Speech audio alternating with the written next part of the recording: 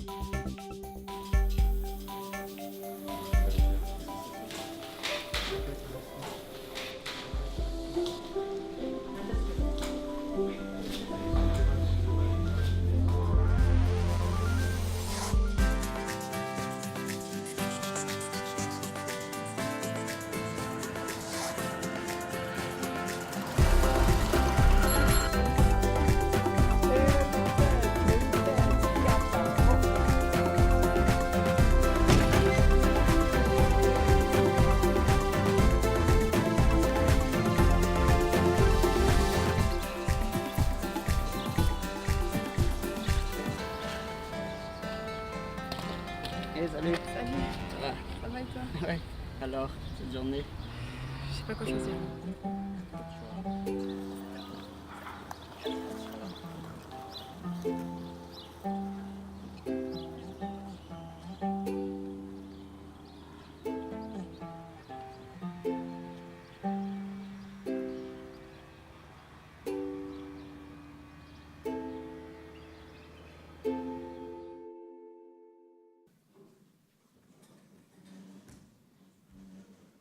Ce petit film est destiné aux futurs étudiants.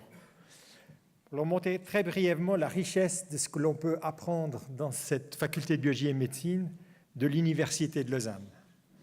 Et c'est vraiment un privilège qui est celui de cette faculté, c'est de bénéficier de toutes ces possibilités qui sont offertes pour éventuellement innover. Mais l'innovation, c'est qui? C'est pourquoi? C'est quand? Et la question qui se pose également, c'est la relation entre le lien qu'il y a entre le lieu, le temps et l'espace.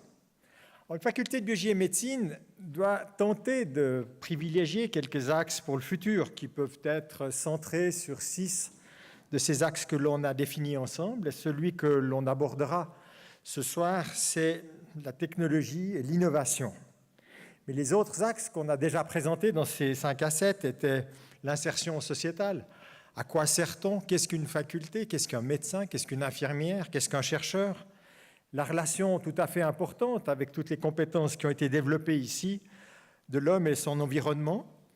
L'évolution et l'écologie qui est quelque chose de très fort avec une qualité de recherche et d'enseignement qui est indiscutable. Évidemment, ce qui nous touche à cœur, c'est la recherche clinique et finalement l'évolution de l'évaluation de la structure et de la fonction. Le prochain 5 à 7 sera sur justement ces pathologies infectieuses qui touchent l'homme et son environnement. Donc ce soir, c'est une occasion unique de présenter l'intérêt de notre faculté pour nos étudiants, pour nos futurs étudiants, futurs piliers de l'innovation, de la création des savoirs, de la transmission des savoirs, qu'ils seront peut-être nouveaux, considérés par les uns comme innovants, par les autres comme éventuellement futiles, mais de toute manière, seul le temps nous donnera raison.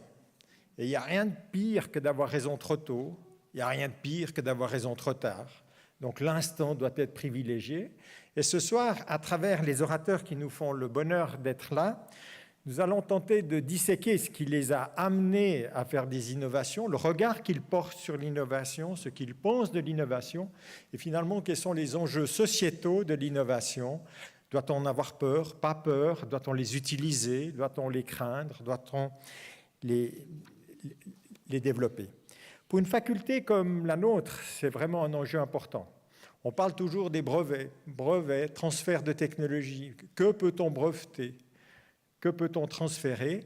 Et tous ces paramètres, ces paradigmes doivent être discutés dans une dimension sociétale avec les gens qui nous emploient. Et les gens qui nous emploient, c'est la société. N'oublions jamais que nous sommes au service de cette société, nous ne sommes pas au service de nous-mêmes, même si les savoirs nous enrichissent. Mais si nous ne les transmettons pas, nous avons vraiment perdu toute la raison d'être d'une université. Alors je remercie les orateurs de ce soir et sans tarder, j'appelle l'animateur qui nous fait l'honneur, qui est un médecin, théologien, écrivain, penseur et qui est suisse, ça arrive, et qui est Bertrand Kiefer. Et il a la très grande gentillesse d'animer pour nous, d'intercéder pour nous, d'apporter des idées innovantes peut-être. Et surtout, je lui cède la parole. Merci. Merci. Merci beaucoup. Alors, 2 mots de présentation de Jacques Dubochet pour commencer. Alors, vous savez, Jacques Dubochet, c'est un physicien qui a commencé par étudier à l'Épule, par ici, qui ensuite a passé à Genève faire de la biologie, donc qui est un physicien transformé en biologiste, et qui finit par décrocher le prix Nobel de chimie. Ouais, c'est assez étrange, une espèce d'hybride biophysicien, chimiste. Et son prix Nobel, il l'a eu pourquoi? Il l'a eu pour avoir découvert que la flotte, c'est ainsi qu'il dit, la flotte, c'est un terme d'ici, local, se comporte bizarrement lorsqu'on la bricole avec de l'éthane par une puissante cramine, comme on dit ici, donc grand froid, et puis sans qu'on sache pourquoi. Voilà. Ça sent un peu l'usurpation. Il y a quelque chose de l'usurpateur chez Jacques Dubochet. Et encore, si c'était qu'un usurpateur. Juste un tout petit mot sur ce bouquin que Jacques, avec Jérémy Narby, a fait d'interviews. C'est moi qui les interviewais les deux. Alors Jérémy Narby, c'était, il y a 20 ans, l'auteur d'un livre qui s'appelle Le serpent cosmique, l'ADN et les origines du savoir. Et ça faisait beaucoup de bruit à l'époque. C'est un anthropologue qui avait étudié à Stanford sur les chamanismes de l'Amazonie et qui avait toute une théorie assez déjantée sur le rôle de l'ADN. Et alors, Jacques Dubochet, comment est-ce qu'il entre en discussion avec ce Jérémy Narby? On est en pleine époque de discussion sur le génie génétique. On allait voter là-dessus. Pour ça, le livre s'appelle « L'ADN devant le souverain ». Et puis il dit, Jacques Dubochet, « Tout a commencé le jour où ma secrétaire m'a apporté un article d'1 page consacré à l'ADN dans un grand quotidien suisse. Cet article, très bien illustré et rédigé, relatait les hypothèses hallucinantes de Jérémy Narby à propos de l'ADN et de la façon dont cette molécule raconte son savoir aux chamans. Cela m'a fait grimper au mur. D'abord parce que cette vision de l'ADN ne correspond en rien à la mienne. Ensuite par pure jalousie, car en 30 ans de métier de chercheur sur l'ADN, jamais la presse non spécialisée ne m'avait fait l'honneur d'autre chose que d'un entrefilet. » Puis il continue, « Je me suis procuré le livre de Jérémy Narby par curiosité. Ma femme l'a lu en premier, puis l'a prêté à nos voisins. Tous l'ont trouvé passionnant, ce qui n'a fait que m'irriter davantage. » Non, mais il a du caractère. Hein. J'ai finalement lu le livre lors d'un voyage aux États-Unis où j'allais justement participer à une conférence sur l'ADN. J'ai été si captivé par cette lecture que j'ai manqué plusieurs présentations importantes durant la conférence et y ai moi-même bâclé la mienne. Donc, personnage passablement jaloux, en plus d'être un usurpateur. Mais ce qu'on voit dans le livre, ce qu'on lit, et ça m'a frappé en y retournant, c'est un esprit extrêmement large, ouvert, avec une extrême finesse épistémologique, je trouve. Sans cesse, il redécrit à Jérémy Narby ce qu'est la science, pourquoi la science est différente des croyances chamaniques. Il a un énorme respect pour ses croyances, il est sans cesse avec une curiosité ouverte.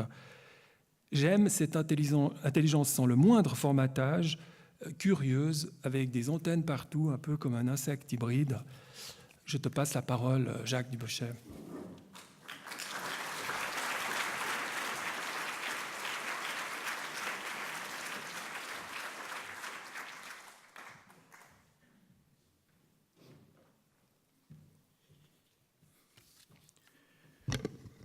Donc, si je suis là, ce n'est pas à cause de Jérémy Narby, c'est à cause de l'Académie suédoise qui m'a donné un prix Nobel. Et je dois parler d'innovation.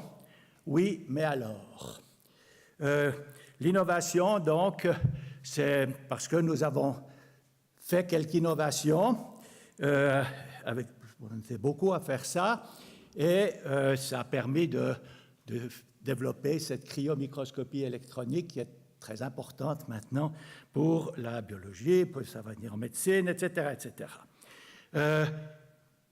Puis tout à coup, on reçoit un prix Nobel.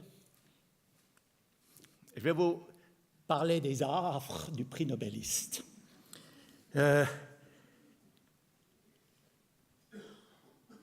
J'étais un peu préparé, si bien que quand ma femme a reçu le téléphone, c'est un message important de Stockholm, oups, on savait de quoi il s'agissait.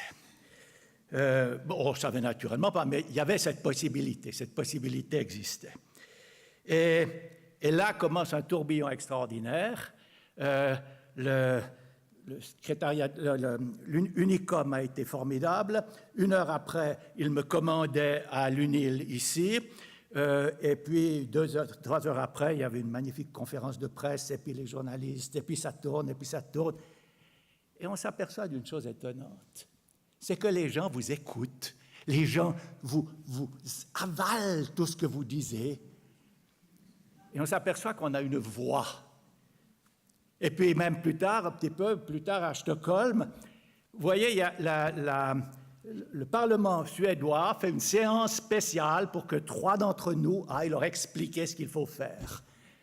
On s'étonne et on se demande que faire avec cette voix.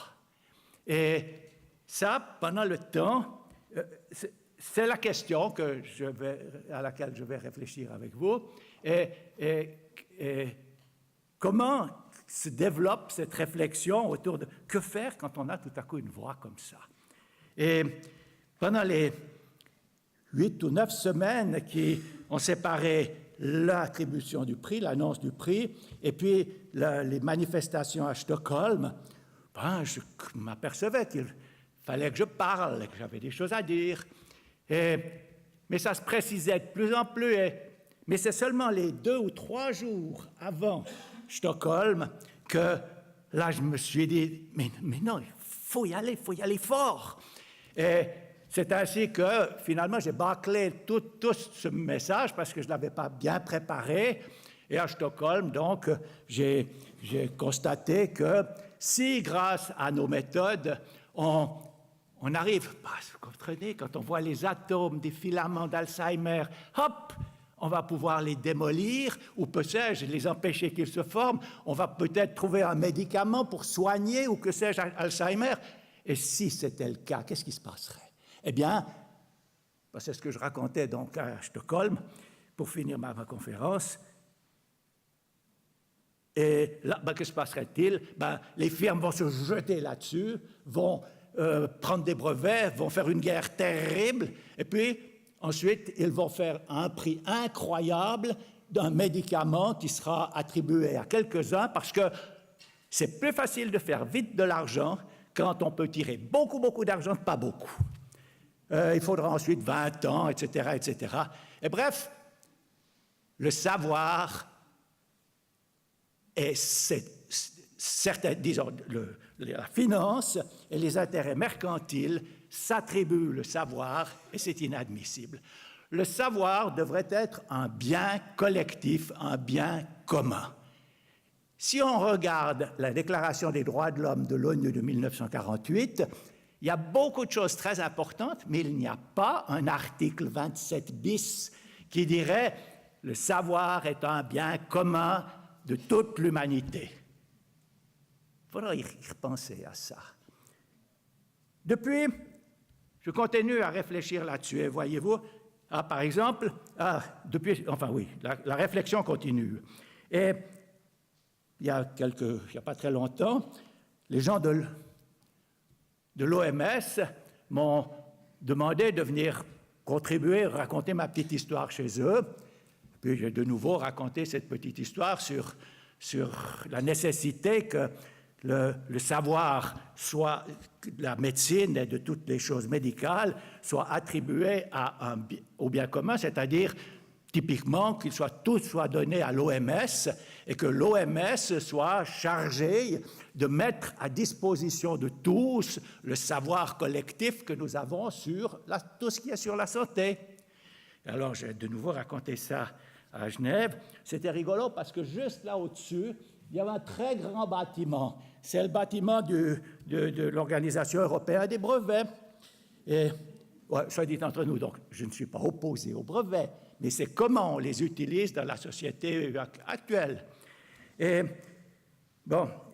d'ailleurs, chose amusante, il semble que l'ambassadeur de Suisse a dit à la personne qui m'avait invité à cette manifestation à l'OMS sur la place de l'ONU, il lui a dit « Oh, dis donc, vous ne l'avez pas tellement bien briefé, votre bonhomme. » Bon, c'est vrai. C'est vrai, le problème, nous le connaissons, et dans n'importe quelle conversation de cafétéria ici, on parle de cette finance qui mène le monde. Et voyez, l'autre jour, je n'ai pas pris ma feuille. Si, là voilà. Non, elle est là. Oula. L'autre jour, j'ai reçu ce petit papier. Eh bien oui, c'est le rapport annuel pour les petits clients de la Banque cantonale vaudoise. Et voilà. Et la gentille Banque cantonale vaudoise, qu'est-ce qu'il nous raconte? Mais il ne parle que de croissance. Est-ce qu'on a plus? Est-ce qu'on a moins? C'est la seule chose qui existe au monde. C'est quand même fou, ça. Et c'est sûr que mais quand on a la chance de pouvoir prendre sa distance, je ne suis plus professionnellement actif. Je suis à la retraite depuis 10 ans.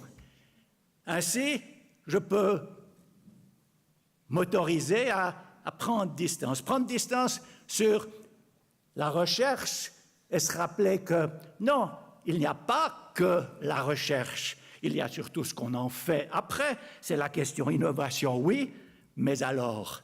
Et là, je me disais que où suis-je? Économie de croissance. Nous constatons que cette économie de croissance, mais nous le savons, elle est impossible. Une croissance exponentielle, chacun d'entre nous le sait, ça peut durer un petit peu de temps, mais ça ne peut jamais durer à long terme. Or, nos économistes de là, presque tous, ne vantent que cette façon de penser. Pas tout à fait, pas tout à fait. Je pense, depuis longtemps, je connais une Madame Sophie Swatton, qui, elle, défend l'économie durable et solidaire. Il y a aussi ici un professeur qui est très mal vu, qui s'appelle Christian Arnsperger, et lui qui explique que l'économie de croissance est incompatible avec une lutte, avec le contrôle de notre climat. Ça, c'est intéressant. Mais oui, la conséquence de notre économie de croissance, c'est le CO2 qui est en voie qui a presque doublé, qui va doubler d'ici quelques années par rapport à la période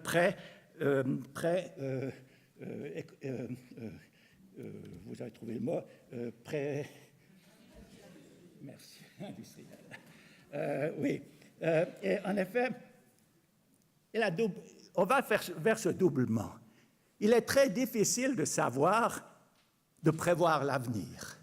Par contre, on peut assez bien regarder ce qui s'est passé dans le passé. Et il y a eu plusieurs occasions où le CO2 a soudainement doublé, ou soudainement assez... quand il a doublé, ça a fait des changements tout à fait substantielles. Par exemple, l'eau monte de 80 mètres. Mais oui, c'est bien de ça dont il s'agit. Actuellement, on est en train de faire des changements qui sont des changements, peut-être que le dernier changement de cette amplitude que nous sommes en train de faire, il s'est passé il y a eu 66 millions d'années quand les dinosaures ont disparu. Peut-être qu'il y en a eu entre-temps quelques-uns, mais il y a eu beaucoup de choses extraordinaires entre-temps, quand, justement, l'eau monte de 80 mètres, ou bien quand des régions, toute l'Europe devient désertique. C'est à ça que nous avons devant nous. Et que dit-on dans mon conseil communal de Morges? On dit « bouf ». Il y a un problème. Le problème, c'est pourquoi ne voyons-nous pas qu'il se passe des choses extraordinaires et c'est vrai, pour la plupart d'entre nous, en tout cas pour moi, je serai dehors avant que le problème soit dramatique. Mais vous savez, les 80 mètres, c'est long. Mais pas si long que ça. Selon des modèles quand même assez solides maintenant.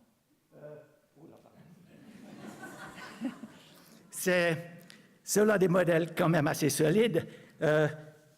Oui, vous vous rappelez de Spinoza, en Hollande?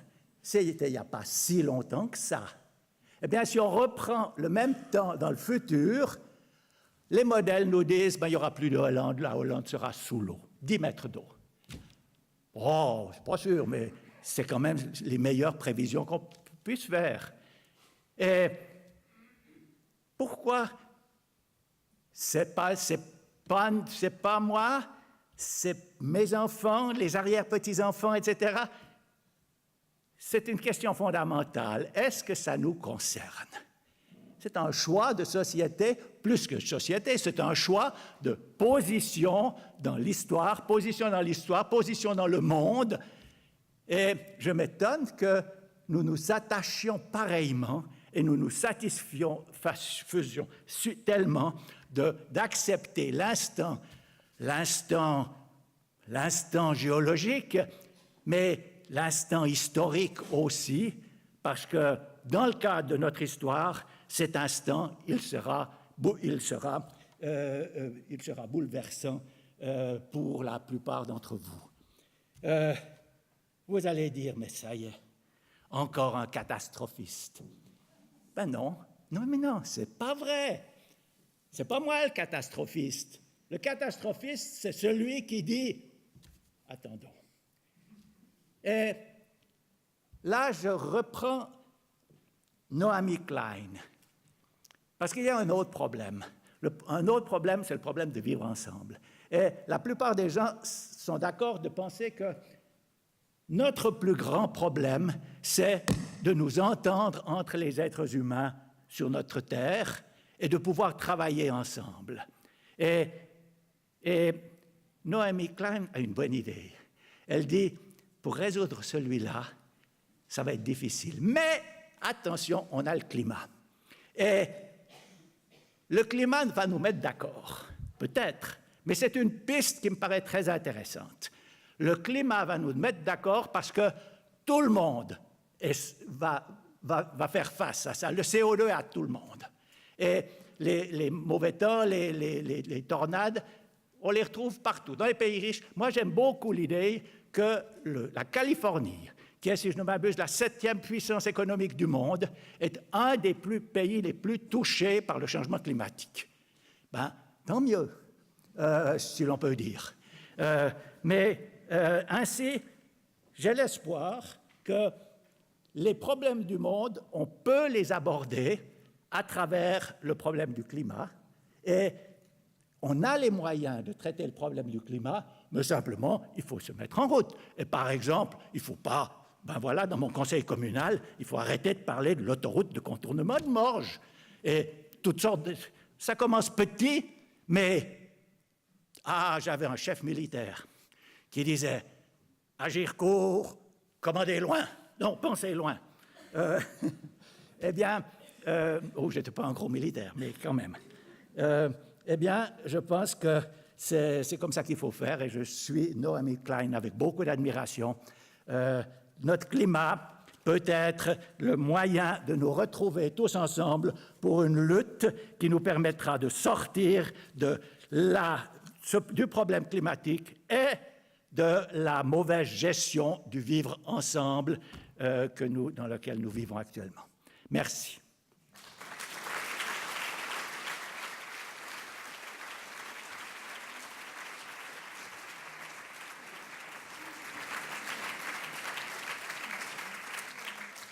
Merci Jacques pour ces paroles. J'ai envie de dire si importantes qu'elles et si évidentes, je pense surtout aux scientifiques qu'elles nous laissent à la fois désemparés et émus. Mais c'est tellement important que tu les dises, ces paroles, que tu les dises ici, devant la faculté de biologie et de médecine, devant l'université. Merci en tout cas de cette clarté, de ce courage. Et je pense alors, pour parler maintenant de l'oratrice suivante, Nuria Hernandez, qui est la rectrice de cette université, je pense, mais on verra, qu'elle partage ta conception universaliste du savoir d'abord. C'est extrêmement fort, cette vision-là. Je pense que c'est au sein d'une pensée universitaire quelque chose de fondamental. Et puis aussi, je pense aussi ton regard sur l'économie durable et la durabilité de ce que doit être notre construction du monde, notre participation au monde. Nuria Hernandez a étudié d'abord à Genève, enfin elle a fait son collège à Genève, ensuite a étudié la biologie à Genève. Elle a ensuite étudié la biologie moléculaire à Heidelberg et s'est intéressée à l'épissage des ARN messagers, et puis a fait un postdoc et est devenue prof aux États-Unis. Une superbe carrière avant de revenir ici à Lausanne en 2004 pour prendre en charge le centre intégratif de génomique de l'université. Et puis, je pense que vu sa vision, son regard large sur les choses, elle a été choisie comme rectrice de l'université. Elle l'est depuis août 2016. Elle s'intéresse à beaucoup de choses. On va entendre ça, je pense, une partie seulement, mais on va l'entendre bien sûr au rôle de l'université dans la cité, d'une manière générale. Je l'ai dit, à la durabilité, mais aussi à la notion d'excellence. C'est un terme que j'aime moyennement, mais ça a beaucoup d'intérêt aussi, malgré tout, et à l'interdisciplinarité, entre autres. Voilà, je m'arrête là. Vous êtes chez vous, Madame Hernandez, ici, comme rectrice, et je vous passe la parole. Merci.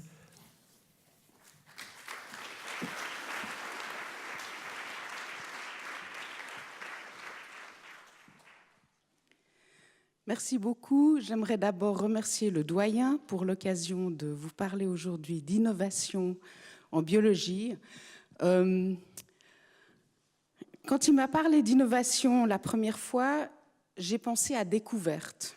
Et donc, qu'est-ce que j'ai fait? Je suis allée dans le magazine Science, parce que ce magazine, chaque année, publie les 10 découvertes les plus importantes de l'année. Et donc, j'ai regardé 2017, c'est la dernière année à laquelle on peut accéder. Et donc, vous voyez ici quels sont les 5 premiers, puis ensuite, vous verrez les 5 suivants. Donc, on a convergence cosmique ou fusion de 2 étoiles à neutrons. Ça, c'est le prix de physique qui a été donné en 2017 pour la découverte des ondes gravitationnelles. Ensuite, vous avez la vie au niveau de l'atome. Donc ça, c'est le prix Nobel de chimie de Dubochet, Frank et Henderson. Et ensuite, vous avez un tout petit détecteur pour les particules les plus timides. Il s'agit de la détection de neutrinos qui a été possible avec un détecteur qui a à peu près la taille d'un four à micro-ondes. Ensuite, vous voyez la découverte d'un crâne humain qui a 300 000 ans, qui a été découvert au Maroc. Et la raison pour laquelle c'est intéressant, c'est que ça, c'est 100 000 ans plus vieux que les plus vieux ossements humains qu'on avait découverts jusqu'alors. Et on a aussi le changement de gène de façon ultra précise avec des outils CRISPR, dont on va parler encore après. Et puis ensuite, vous voyez les 10 prochains. Alors, le fait que la publication de preprint en biologie est devenue très générale.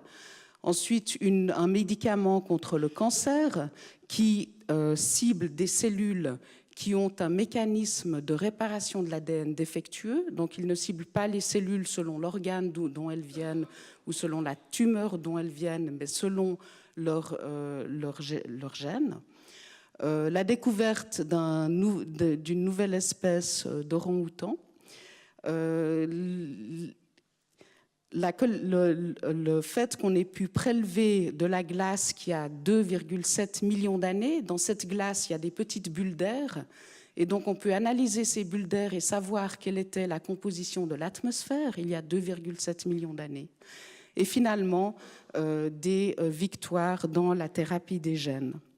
Maintenant, je ne peux pas revenir en arrière avec cet appareil, mais j'avais mis en gras dans l'image précédente deux des découvertes. Et si vous retournez maintenant sur l'image suivante, il y en a encore 4. Donc, sur ces 10 découvertes, vous avez 6 découvertes en gras. Et elles sont en gras parce qu'elles concernent des sujets de recherche qui sont poursuivis soit directement, soit indirectement à la FBM. Et donc, ça, c'est juste pour illustrer le fait que la biologie et la biologie médicale sont des domaines extrêmement actifs qui donnent 6 des plus importantes découvertes sur 10 en 2017. Voilà, donc j'ai passé par toute cette liste et ensuite je me suis dit, mais dans le fond, innovation, c'est pas vraiment découverte. Innovation, ça a un peu cette connotation d'outil qui va changer la façon dont on fait les choses. Et donc je me suis dit, oublie cette liste, elle est intéressante, mais quel est l'outil qui a été développé dans les quelques années précédentes qui a changé la façon dont on travaille en biologie et en biologie médicale. Et là, étant biologiste moléculaire, je n'ai pas eu à réfléchir longtemps. Il y a un outil qui s'appelle CRISPR-Cas9 qui a révolutionné la biologie et qui continue à la révolutionner dans un sens extrêmement profond qui, je pense, peut changer la façon dont on considère beaucoup de choses, par exemple la vie humaine, les maladies, et je vais parler de ça, et puis à la fin, je vais vous laisser en penser ce que vous voulez. Voilà, alors, cet outil, il vient d'où? Je pense qu'il est important de se rappeler qu'il nous vient de prokaryotes, c'est-à-dire de microbes, et que les microbes sont les organismes les plus variés et les plus abondants sur la Terre, mais que où que vous regardiez, s'il y a des bactéries ou des archées, il y a aussi des virus qui les attaquent. Et donc ces organismes unicellulaires, hyper simples, ont dû quand même développer des systèmes immunitaires. Et ces systèmes immunitaires, ça fait des années et des années que nous les utilisons pour manipuler le matériel génétique. En fait, à la fin des années 1970, il y a eu la découverte des enzymes de restriction. Beaucoup d'entre nous ont oublié à quoi servent les enzymes de restriction dans des bactéries. En fait, ils font partie d'un système immunitaire. Ils sont toujours couplés à d'autres enzymes qui s'appellent des méthylases. Les méthylases et les enzymes de restriction vont en paire, et chaque paire reconnaît exactement la même séquence dans l'ADN. Si l'ADN est méthylé par la méthylase, il devient résistant à l'enzyme de restriction, il ne peut pas être coupé par cette enzyme. Donc, qu'est-ce que fait la bactérie? Elle méthyle son propre matériel génétique, et ensuite, si elle est infectée par un virus, l'ADN du virus, lui, n'est pas méthylé, et donc est coupé par l'enzyme de restriction, et ça permet à la bactérie d'échapper de temps en temps au virus. Ensuite, plus tard, dans les années 80, on a eu une autre révolution qui nous a permis de changer des génomes. Les enzymes de restriction, elles nous ont permis de travailler avec des petits morceaux d'ADN. Dans une cellule de mammifère, il y a plus de 6 milliards de paires de bases, et les enzymes de restriction coupent trop souvent pour que ce soit utile pour faire un changement dans un génome qui a 6 milliards de paires de bases. Par contre, cette méthode, la disruption d'un gène par recombinaison homologue, a permis d'inactiver des gènes dans la levure ou dans des cellules de mammifères dès les années 80. Ensuite, à la fin des années 90 jusqu'à 2010, on a eu ce qu'on appelle ces nucléases qui sont programmables, qui sont en fait des dérivés d'enzymes de restriction, mais pour lesquels on a changé la spécificité et qui maintenant coupent très rarement dans l'ADN, et on va en parler un tout petit peu plus tout à l'heure. Et depuis 2007, on a la découverte de cette immunité adaptative que représente le CRISPR-Cas système, les systèmes CRISPR-Cas, qui sont en fait basés sur de l'ARN, qui est la molécule qui cible le système sur un matériel génétique particulier. Voilà, alors ça c'est illustré un peu ici. Alors si vous regardez tout à gauche en haut, vous avez les méganucléases. Ça, ce sont des enzymes de restriction dont la cible est très grande. Et donc ça a été les premiers outils, en quelque sorte, qu'on a pu utiliser pour couper l'ADN seulement quelques fois dans tout un génome. Et ensuite, vous avez ce qui s'appelle zinc finger nucleases ou bien TALEN. Ce sont deux versions de la même idée. Ce qu'on a fait là, c'est en fait une protéine chimérique dans laquelle on a fusionné la partie d'une enzyme de restriction qui coupe l'ADN, FOK1 ici, à une autre partie de protéines qu'on peut bricoler, pour utiliser les termes de M. Dubochet, pour reconnaître des séquences particulières. Et donc, en faisant ça, on peut en fait diriger une nucléase sur une séquence particulière. Et tout à droite, vous avez ce système CRISPR-Cas9 avec lequel on peut faire exactement la même chose.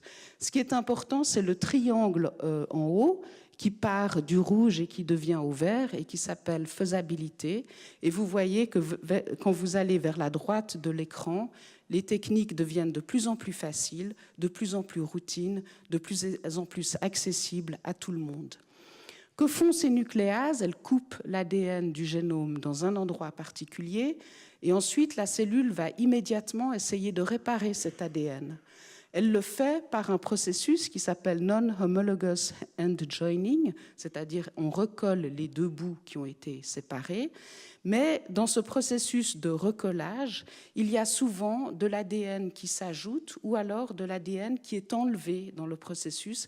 Et c'est pour ça qu'on peut inactiver un gène en utilisant cette méthode, parce que ce processus de réparation n'est pas précis et souvent résulte dans un gène qui est inactif.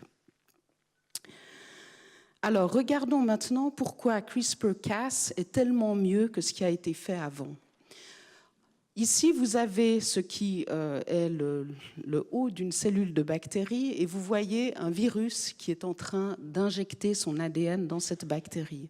Cette bactérie, elle a un morceau de son génome qui contient ces boîtes grises qui sont des gènes Cas. Cas, ça veut dire CRISPR Associated Sequence. Et puis ensuite, vous voyez ce promoteur et ensuite des séquences répétées en bleu clair qui sont séparées par ce qui s'appelle du spacer. Ça, c'est de là que vient le nom CRISPR, parce que CRISPR, ça veut dire Clustered Regularly Interspaced Short Palindromic Repeats. Donc en fait, ce qui a frappé les chercheurs très tôt, c'est le fait qu'il y ait ces séquences répétées. Mais ensuite, entre les séquences répétées, il y avait des séquences bizarres dont ils ne savaient pas d'où elles venaient. Et quand on a commencé à développer des méthodes pour analyser les séquences par ordinateur, on s'est rendu compte que ces séquences viennent de virus. Et quand les chercheurs ont découvert ça, ça a été leur première indication que peut-être il s'agissait là d'un système immunitaire. Donc en fait, qu'est-ce qui se passe quand un virus injecte son matériel génétique dans une cellule de bactérie? Il y a une enzyme qui est codée par un de ces gènes Cas, qui va couper cet ADN en morceaux et qui va l'insérer entre ces séquences répétées bleu clair. Je devrais dire aussi, avant de passer à l'image suivante, que ce système il est présent dans 40% des bactéries séquencées et dans 90% des archées qui ont été séquencés. Donc c'est absolument pas quelque chose de rare. Alors, qu'est-ce qui se passe après que cette séquence a été intégrée dans l'ADN? Cet ADN est transcrit, donc il donne un ARN qui, lui, est de nouveau coupé en morceaux. Et ces morceaux d'ARN sont incorporés dans cet ovale bleu clair. L'ovale bleu clair représente une protéine Cas9 qui est une nucléase. Et ça, c'est un complexe qui maintenant a cet ARN. Et cet ARN, il est complémentaire à une séquence virale. Et cette enzyme, maintenant, patrouille dans la cellule. Il regarde, est-ce qu'il y a quelque part dans cette cellule un ADN qui correspond à l'ARN que je porte? Et s'il y en a une, l'enzyme s'attache à cet ADN et le coupe. Donc, en quelque sorte, la bactérie a réussi à développer un système par lequel elle garde mémoire d'une infection précédente par un virus et par laquelle elle a développé une espèce d'arme, si vous voulez, une arme immunitaire qui lui permet, lors d'infections suivantes, de se défendre de manière hyper efficace. Si vous y réfléchissez, c'est vraiment quelque chose d'assez extraordinaire. Maintenant, quand les chercheurs ont découvert et ont compris ces mécanismes, ils se sont immédiatement dit « Ah, ben voilà ce qu'il nous fallait depuis longtemps. On a maintenant un moyen, qui est simplement un petit ARN, de diriger, de cibler une nucléase n'importe où, sur n'importe quel morceau d'ADN qui nous intéresse dans le génome. Tout ce qu'il nous faut faire, c'est faire un ARN qui est complémentaire, ce qu'on sait très bien faire. » Et donc, très, très vite, cette méthode a été utilisée énormément et elle a tout de suite été améliorée. Par exemple, il y a des efforts pour réduire la taille de la protéine Cas9, donc cette nucléase, de façon à ce qu'on puisse la cloner plus facilement. Il y a des efforts pour augmenter la fidélité de là où on va couper. Il y a des efforts pour que ces enzymes puissent être dirigées non seulement sur de l'ADN, mais par exemple aussi sur de l'ARN. Et il y a l'usage de Cas9 qui est catalytiquement inactive. En fait, cette enzyme Cas9, elle est composée de 2 sous-unités et chaque sous-unité coupe un brin d'ADN. On peut muter une des sous-unités et dans ce cas, l'enzyme ne coupe plus qu'un brin, ou bien on peut muter les deux et dans ce cas, l'enzyme ne coupe plus du tout l'ADN. Si vous faites ça, vous avez maintenant un moyen d'amener n'importe quoi à un endroit précis du génome sans couper l'ADN. Et donc ça a donné lieu à toutes sortes de développements.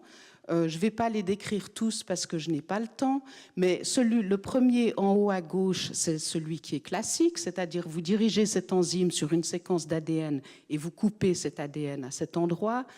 Mais ensuite, si vous utilisez la D-Cas9, la dead-Cas9, elle ne va plus couper l'ADN, donc vous pouvez la diriger par exemple en amont d'un promoteur et vous pouvez fusionner à la protéine une protéine qui active la transcription ou bien qui réprime la transcription et voilà que vous pouvez contrôler ce promoteur comme vous le désirez. Vous pouvez aussi méthyler l'ADN, ça c'est epigenetic modifier, ou bien vous pouvez le déméthyler. Il vous suffit de fusionner une méthylase ou une déméthylase à cette protéine Cas9. Et finalement, l'année dernière, en fait même cette année, il y a une méthode qui est décrite ici en bas à gauche, mais je ne vais pas aller dans les détails, qui vous permet d'utiliser cette enzyme pour changer une seule paire de bases dans l'ADN. Donc vous pouvez maintenant prendre un génome qui a plus de 6 milliards de paires de bases et aller à un endroit précis et changer une base cytosine dans une base thymine, par exemple.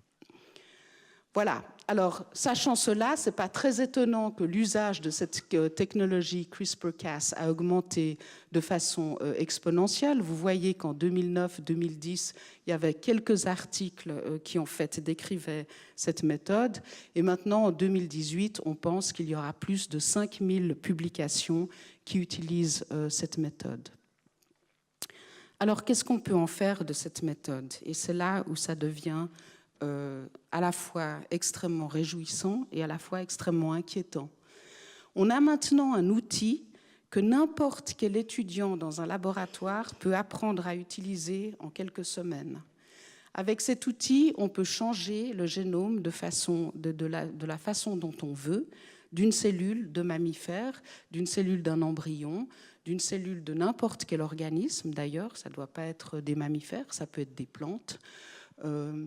Et donc, on peut utiliser ça, évidemment, pour faire de la recherche, par exemple, pour faire des criblages dans des cellules de mammifères, ce qui a toujours été difficile. Maintenant, on peut le faire relativement facilement.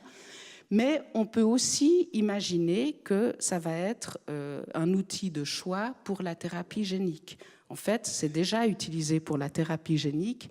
Et là, ce qu'il reste à développer de façon améliorée, c'est comment introduire ces composantes dans des cellules. Et donc là, j'ai marqué qu'il y a par exemple des vecteurs qui sont dérivés d'un virus qui s'appelle Adenovirus Associated Virus et qui sont peu antigéniques, et on en a découvert très récemment un qui passe la barrière du cerveau et donc qui peut aller dans les neurones. En utilisant ce genre de vecteur, les gens ont injecté dans des bébés qui avaient cette maladie qui s'appelle SMA1, qui est une maladie où les neurones n'arrivent pas à commander aux muscles, les muscles s'affaiblissent, ces enfants meurent avant l'âge de 2 ans, et il leur manque une protéine. En utilisant ces virus, on peut injecter le gène dans ces neurones, puisque maintenant on a un virus qui peut cibler les neurones, et les premiers essais montrent que ces enfants passent l'âge de 2 ans tout à fait, et selon l'individu, sont assis, respirent, courent, toutes choses qu'ils ne pouvaient pas faire avant, même respirer sans aide respiratoire. Et puis finalement, il y a aussi eu des expériences dans lesquelles on a trouvé des moyens de mettre des constructions dans des organismes tels que des moustiques qui se perpétuent de génération en génération et qui donc peuvent changer le génome de ces organismes à long terme. Pourquoi ? On en a fait, par exemple, pour rendre des moustiques résistants à la malaria. Le fait qu'ils sont résistants fait qu'ils ne sont plus porteurs de la malaria et que donc ils ne peuvent plus infecter les populations humaines. Ces moustiques n'ont pas été mis dans la nature parce que, comme vous pouvez l'imaginer, ça c'est une expérience qui n'a encore jamais été faite à cette échelle, de vraiment changer une espèce en changeant un de ses gènes et en changeant une des propriétés de l'espèce, dans ce cas le fait que les moustiques peuvent être infectés par la malaria. Voilà, j'ai presque fini. Je voulais juste dire que je pense que cette technique, comme je l'ai dit au début, est en train de révolutionner la biologie et la médecine d'une façon absolument spectaculaire,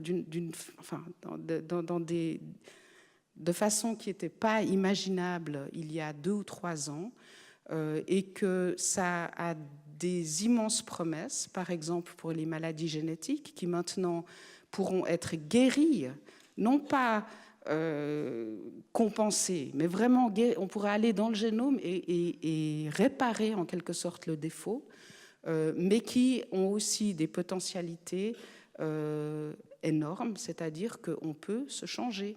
Nous avons maîtrisé maintenant notre biologie au point où, si on décide de le faire, on peut changer notre génome. Et je pense que c'est quelque chose à laquelle il faudra réfléchir. Merci beaucoup.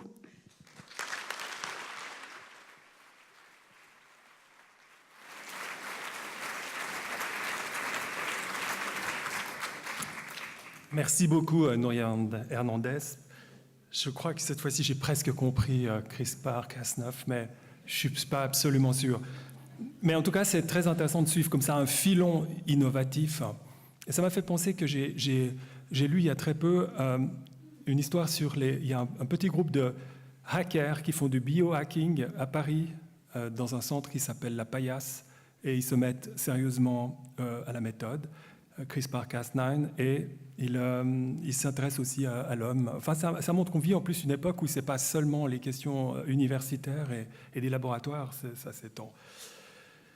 Ok, je vais passer maintenant la parole à notre invité qui nous fait l'honneur de se déplacer depuis la grande ville des Lumières. C'est lui-même une lumière portative, j'ai envie de dire. Alors, il est Jean-Claude Ameisen, je pense que tout le monde le connaît, c'était un médecin qui est immunologiste aussi, chercheur en biologie, un grand chercheur, qui a aussi été président du Comité consultatif national d'éthique. Vous savez, c'est la prestigieuse institution française dont on n'est pas président pour rien et sans aucune qualité, qui est aussi écrivain. Il a en particulier écrit La sculpture du vivant, Le suicide cellulaire ou La mort créatrice, parce que c'est un spécialiste de l'apoptose en particulier. Mais surtout, Jean-Claude Ameisen, c'est un baroudeur de l'esprit, doublé d'un scientifique de très grande culture et triplé, je ne sais pas si ça se dit, on dit doublé de, mais triplé d'un conteur hors pair. Et il est animateur de l'émission de France Inter Sur les épaules de Darwin. Alors c'est le samedi, je ne sais pas si certains d'entre vous connaissent, entre 11h et midi. C'est une sorte de grand-messe dont on sort transformé, envoûté, dépouillé. Et là, c'est l'occasion pour moi de dire que je suis un peu comme Jacques Dubochet, c'est-à-dire que j'ai une grande jalousie parce que ma femme est une fan et j'aimerais beaucoup avoir votre aura auprès d'elle et je n'y parviens pas.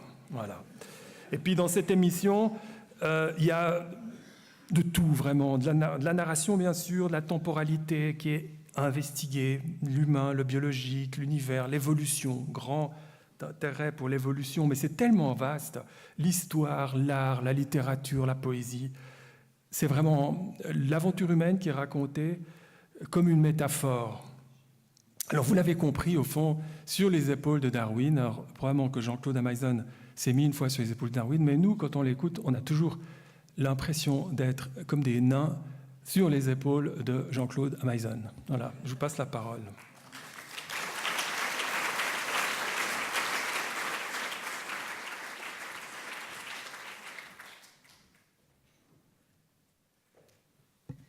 Bonjour et merci beaucoup de cette invitation et de pouvoir participer à cette très belle soirée.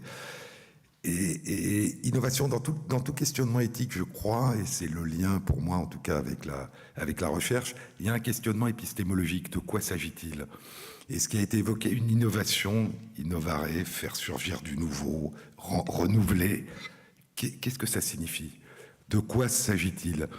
Et dans un monde où l'écrivaine Octavia Butler disait que la seule vérité durable, c'est le changement, dans lequel tout se métamorphose, tout évolue, quand cesse la variation sur le même et quand commence véritablement le nouveau? Et c'est souvent une question de regard, une question de temporalité, mais c'est une question de regard. Quand est-ce qu'on considère que ça n'est plus quelque chose qui ressemble à de l'ancien, mais que c'est véritablement du nouveau? La question, c'est aussi qu'est-ce qu'on regarde? La nouveauté qui vient d'apparaître ou le contexte? Parfois, la nouveauté a pour but de préserver le passé. C'est la phrase du prince Salina dans Le Guépard de Lampedusa. Pour que rien ne change, il faut que tout change. Et donc, c'est aussi une question de contexte.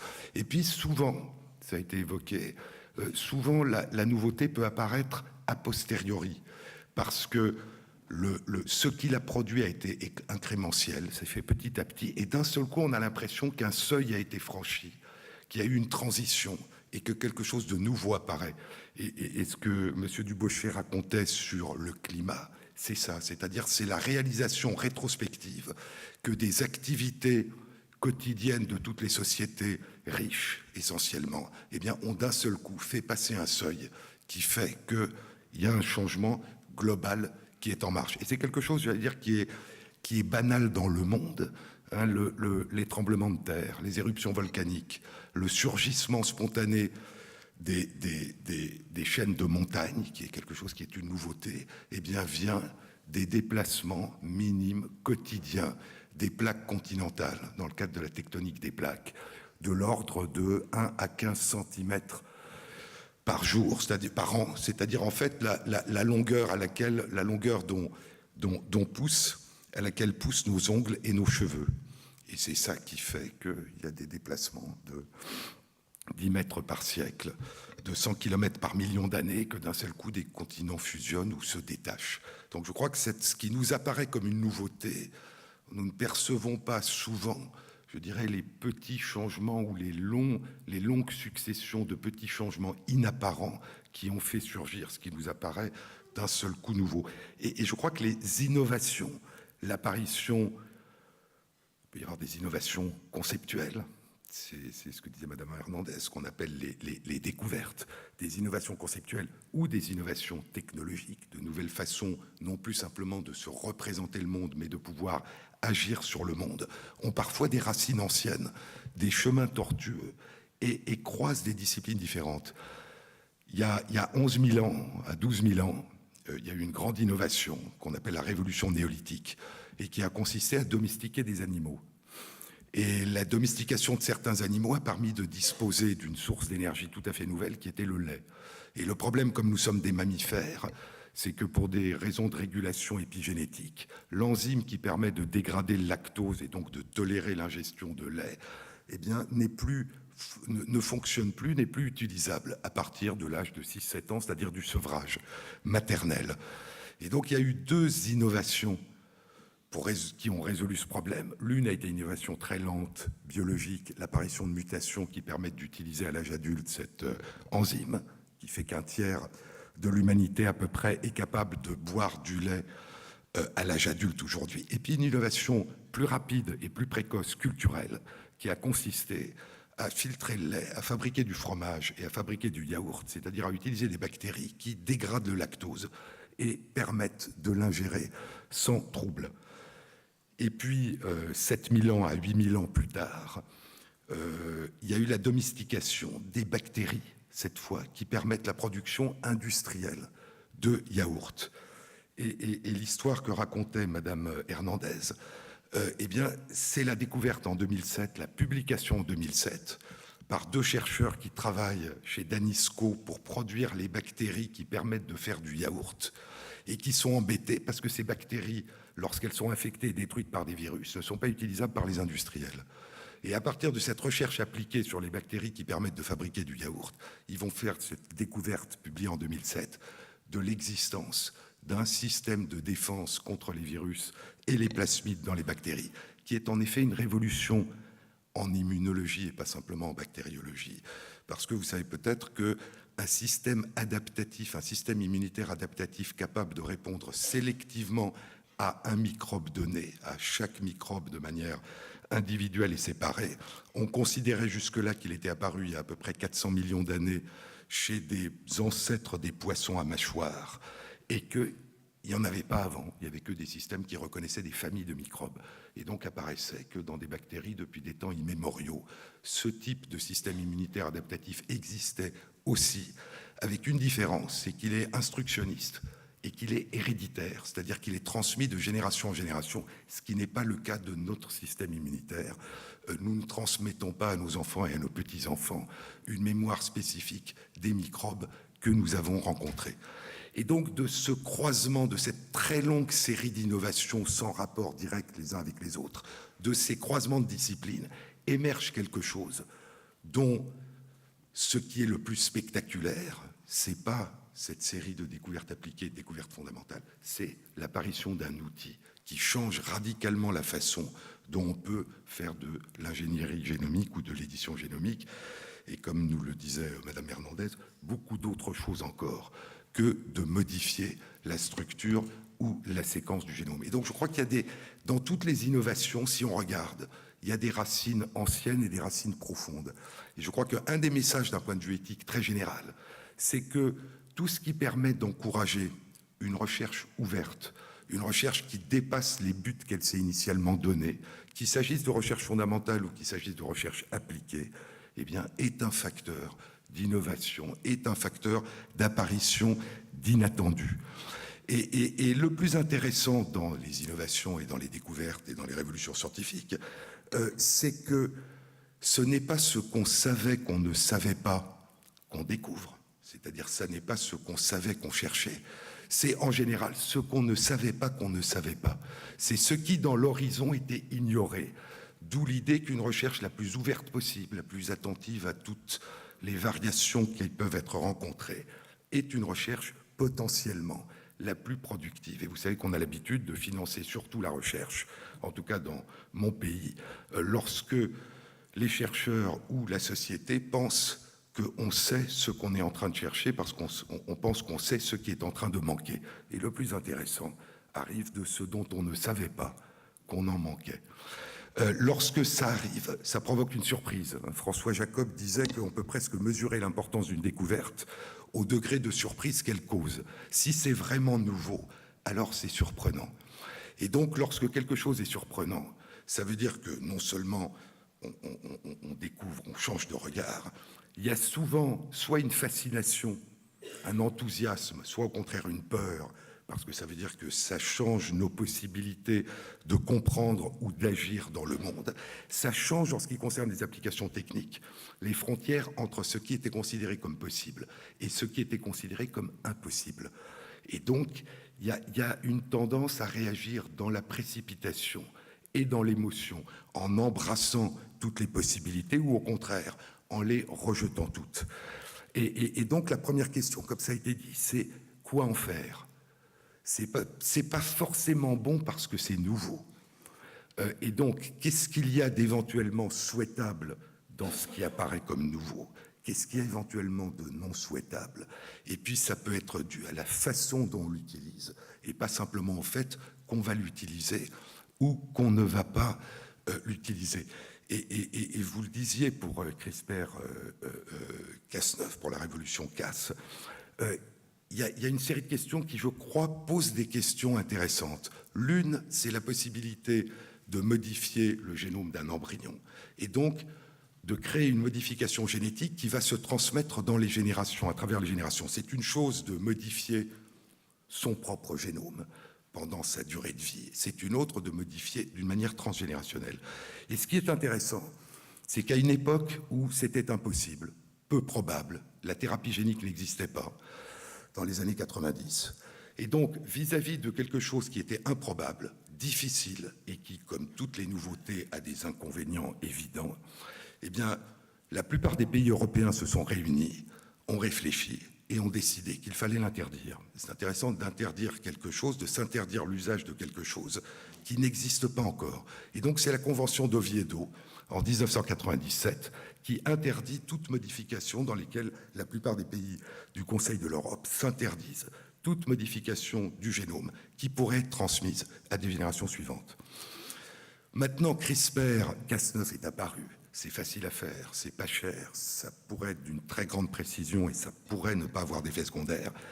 Et on entend dans beaucoup d'endroits, mais puisque c'est possible maintenant, est-ce qu'il ne faudrait pas revenir sur notre décision antérieure ?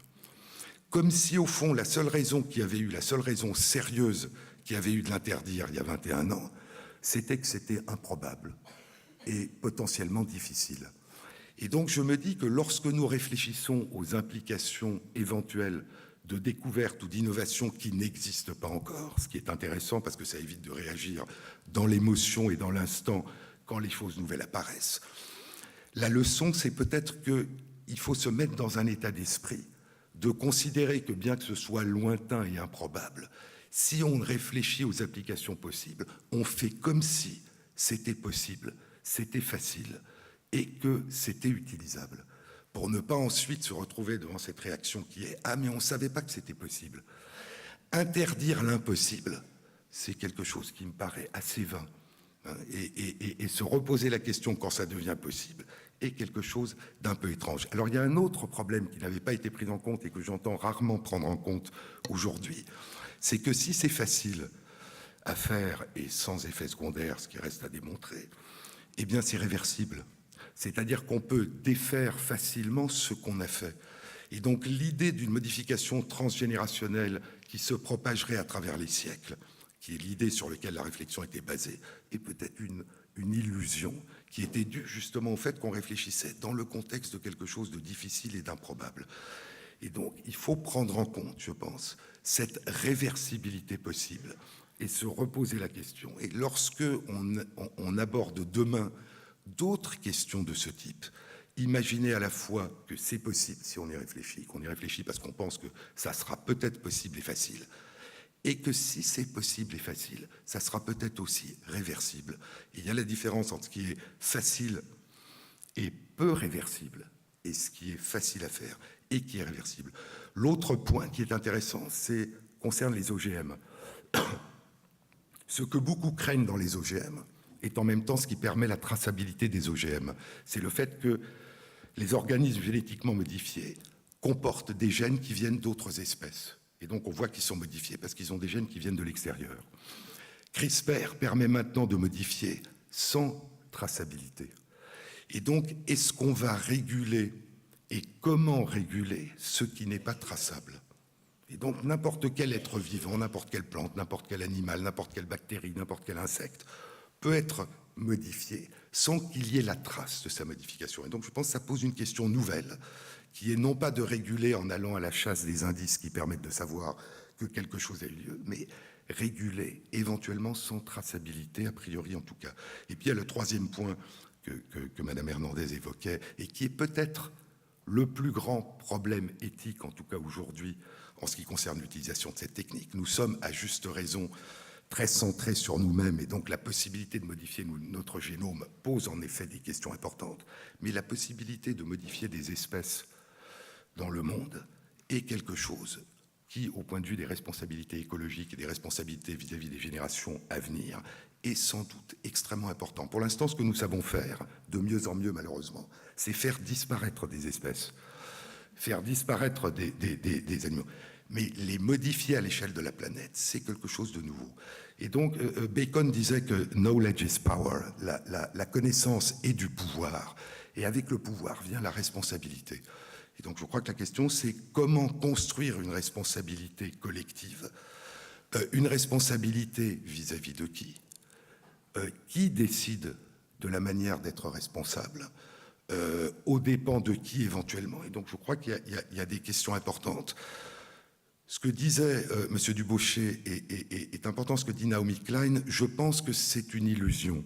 Je pense que l'idée qu'on peut être unis par l'idée qu'un désastre, pour la première fois, va nous concerner tous. Et donc, ce n'est pas par souci de l'autre qu'on va agir, mais par souci pour soi-même, tous, est une illusion. Pourquoi? Parce que les catastrophes, quelle qu'en soit l'origine, qu'il s'agisse de catastrophes naturelles ou qu'il s'agisse de catastrophes induites par l'homme, touchent en général le plus et d'abord les personnes les plus vulnérables. Et donc, je ne crois pas, même en cas de changement climatique majeur, que ça soit un problème de la disparition de tous, mais que ça sera le problème, comme très souvent, de la disparition des personnes les plus vulnérables qui vivent dans nos pays et qui vivent dans le monde. Il y a quelque chose de très frappant. La grippe, la pandémie qu'on a appelée la grippe espagnole, qui a eu lieu pendant la guerre 14-18, était un virus qui touchait les adultes jeunes et qui paraissait agir de manière totalement indiscriminée, tuer tout le monde. Et donc, tout le monde était menacé. Et il y a eu des études qui ont été faites. Une étude a été publiée il y a quelques années dans le Lancet, qui a regardé les registres de morts dans tous les pays où ils étaient accessibles, dans le monde, et qui a regardé le PIB, un des indices de la situation économique, des États et des pays dans lesquels ces personnes étaient mortes. Et il y avait une corrélation statistiquement extrêmement robuste entre le niveau économique moyen du pays et le nombre de morts dans le pays. Et c'était proportionnel, c'est-à-dire plus le niveau économique était élevé et moins il y avait de morts.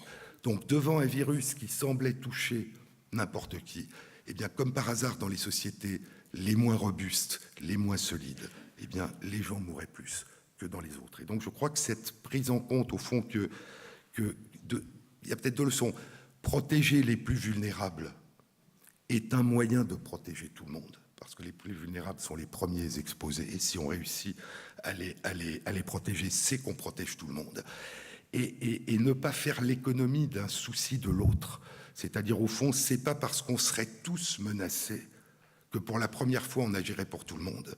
Je pense que c'est construire une action qui soit véritablement une action qui concerne notre commune humanité, même quand nous ne sommes pas, ou que nous pensons ne pas être à tort ou à raison, directement concernés. Alors, il y a un deuxième point, quand je parlais de ces modifications incrémentielles. Moi, ce qui m'a toujours frappé, c'est que ce qui change le climat, ce sont les gaz à effet de serre. Et les gaz à effet de serre tuent tous les jours. Il y a dans mon pays 50 000 morts par an dues à la pollution de l'air extérieur. C'est exactement les mêmes gaz que ceux qui entraînent un réchauffement climatique. L'OMS dit qu'il y a 3 millions de morts par an dans le monde, dues simplement à la pollution de l'air extérieur. Et donc, au lieu de se dire que si on supprime des causes de mort présentes, des tragédies présentes, on est aussi en train de préparer, de s'éviter un désastre à venir. On se focalise sur le désastre à venir à juste titre, en oubliant les tragédies du présent. Et donc je crois que regarder le monde autour de nous et nous dire, pour reprendre ce terme, qu'un développement durable, au fond, n'a de sens d'un point de vue humain que s'il est équitable. Sinon, c'est un développement durable qui fait durer des tragédies. Et donc, rendre le monde équitable, eh bien, c'est se donner une bonne raison collective de le rendre durable. Et donc, vous savez, la COP21, qui est une initiative remarquable, a eu lieu exactement au même mois ou à un mois près de la réunion de l'ONU, de l'autre réunion de l'ONU, qui a adopté ce qu'on appelle les objectifs de développement durable. Lutter contre la pauvreté, permettre l'éducation, lutter pour la santé, pour la prévention des maladies. On a énormément parlé de la COP21 parce qu'on a l'impression qu'elle nous concerne tous. On a peu parlé, dans le même temps, des objectifs de développement durable qui concernent essentiellement les populations extrêmement nombreuses des pays pauvres. Et donc je crois que lutter pour des objectifs de développement durable, c'est aussi lutter contre le réchauffement climatique, mais en prenant en compte le présent dans cette projection sur ou vers le futur. Lorsqu'on parle alors les innovations, ne serait-ce que dans le domaine qui concerne la biologie et la médecine, sont innombrables. Et je dirais que leur accroissement est exponentiel, ce qui d'un côté est réjouissant, c'est-à-dire que la production d'outils nouveaux est d'ailleurs peut-être plus rapide en ce moment que la production d'idées nouvelles. Il y a plus d'innovation que de révolution conceptuelle, mais bon, c'est toujours des phases qui ne sont pas forcément coordonnées. Et elles posent chacune des questions. Alors après, c'est difficile de savoir ce qui ressort de découvertes dites fondamentales ou des découvertes appliquées. Par exemple, les neurosciences aujourd'hui posent des tas de questions fascinantes et inquiétantes, ne serait-ce que l'idée de la mise en évidence que le libre arbitre n'existe pas, ce qui pose des questions en termes ne serait-ce que de réflexion éthique majeure, ne serait-ce que le fait que la démarche des neurosciences est en train de s'interroger sur les mécanismes de la démarche éthique, je parle des mécanismes neuronaux, et la démarche éthique est en train de s'interroger sur les conséquences des découvertes des neurosciences. Donc vous voyez que c'est quelque chose d'intéressant. Est-ce que ce sont des découvertes scientifiques? Oui.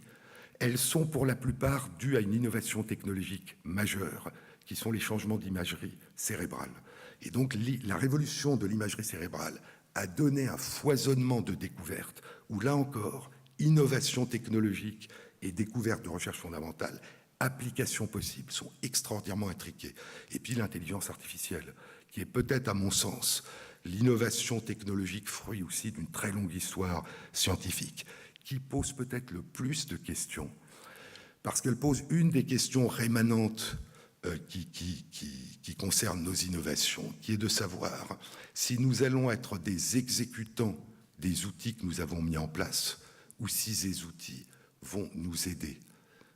Et l'intelligence artificielle est un très beau modèle de questionnement sur le risque qu'il y a, si nous n'y réfléchissons pas, de devenir les esclaves des instruments que nous avons créés, au lieu, encore une fois, qu'ils nous servent à élaborer. Donc je crois qu'il y a énormément d'enjeux. Je crois qu'il y a une chose importante dans les innovations technologiques, c'est qu'on pense rarement à l'avance à ce qu'elles risquent de nous faire perdre. Un exemple en médecine, la réanimation au milieu du XXe siècle a été quelque chose d'extraordinaire. Je vous rappelle qu'en anglais on dit resuscitation, et que donc la question qui s'est posée au début, c'est est-ce qu'on faisait revivre des morts ou est-ce qu'on empêchait des gens de mourir? y a une interrogation métaphysique dans les débuts. Eh bien, cette capacité nouvelle à sauver des vies, à guérir, eh bien, c'est accompagné de manière assez tragique et assez étonnante d'un abandon des personnes qui ne pouvaient pas être sauvées. Et ce qu'on a appelé la révolution des soins palliatifs, et le terme m'a toujours étonné, qui est la démarche des femmes médecins anglaises dans les années 1970 qui ont dit lorsqu'on ne peut plus guérir une personne, c'est pas pour ça qu'on doit la laisser se tordre de douleur toute seule dans une pièce isolée. On doit accompagner, soulager la douleur, apporter un réconfort humain. Ça a été une révolution. C'est-à-dire que c'était une révolution dans un contexte où la révolution technologique avait fait oublier une part d'humanité.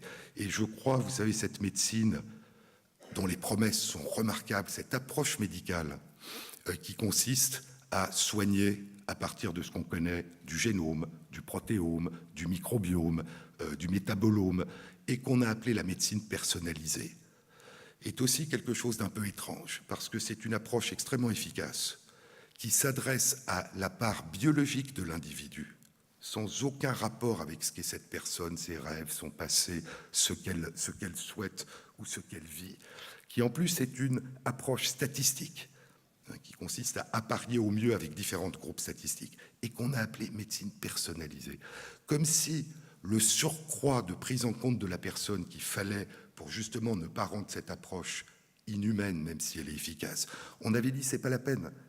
La démarche elle-même s'adresse à la personne, alors qu'elle s'adresse à tout, sauf à la personne en tant qu'être humain. Donc je crois qu'il y a toujours un risque, soit d'oublier, soit d'essayer de compenser par des mots ce dont on sent que ça va manquer, mais qu'on espère faire passer d'une autre manière. Et je crois qu'en termes d'innovation, il y a toutes les innovations scientifiques, il y a toutes les innovations technologiques, mais il y a les innovations en termes d'humanité. Et ces innovations sont extrêmement importantes. Elles ont eu lieu dans le cadre de la médecine. Pour vous donner seulement 3 exemples très disparates, la prise en compte de l'expertise des patients, le fait que les patients soient des partenaires à part entière, non seulement individuellement, mais collectivement dans le cadre d'associations.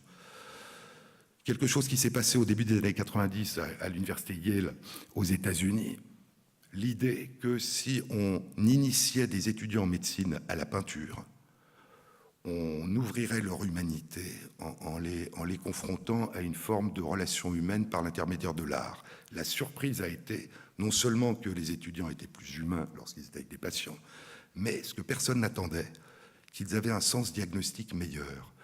Et donc l'idée, c'est que quand vous attachez plus d'importance à la personne, eh bien non seulement vous la considérez en tant que personne, mais vous êtes mieux à son service parce que vous attachez plus d'importance. Et donc vous êtes aussi plus compétent.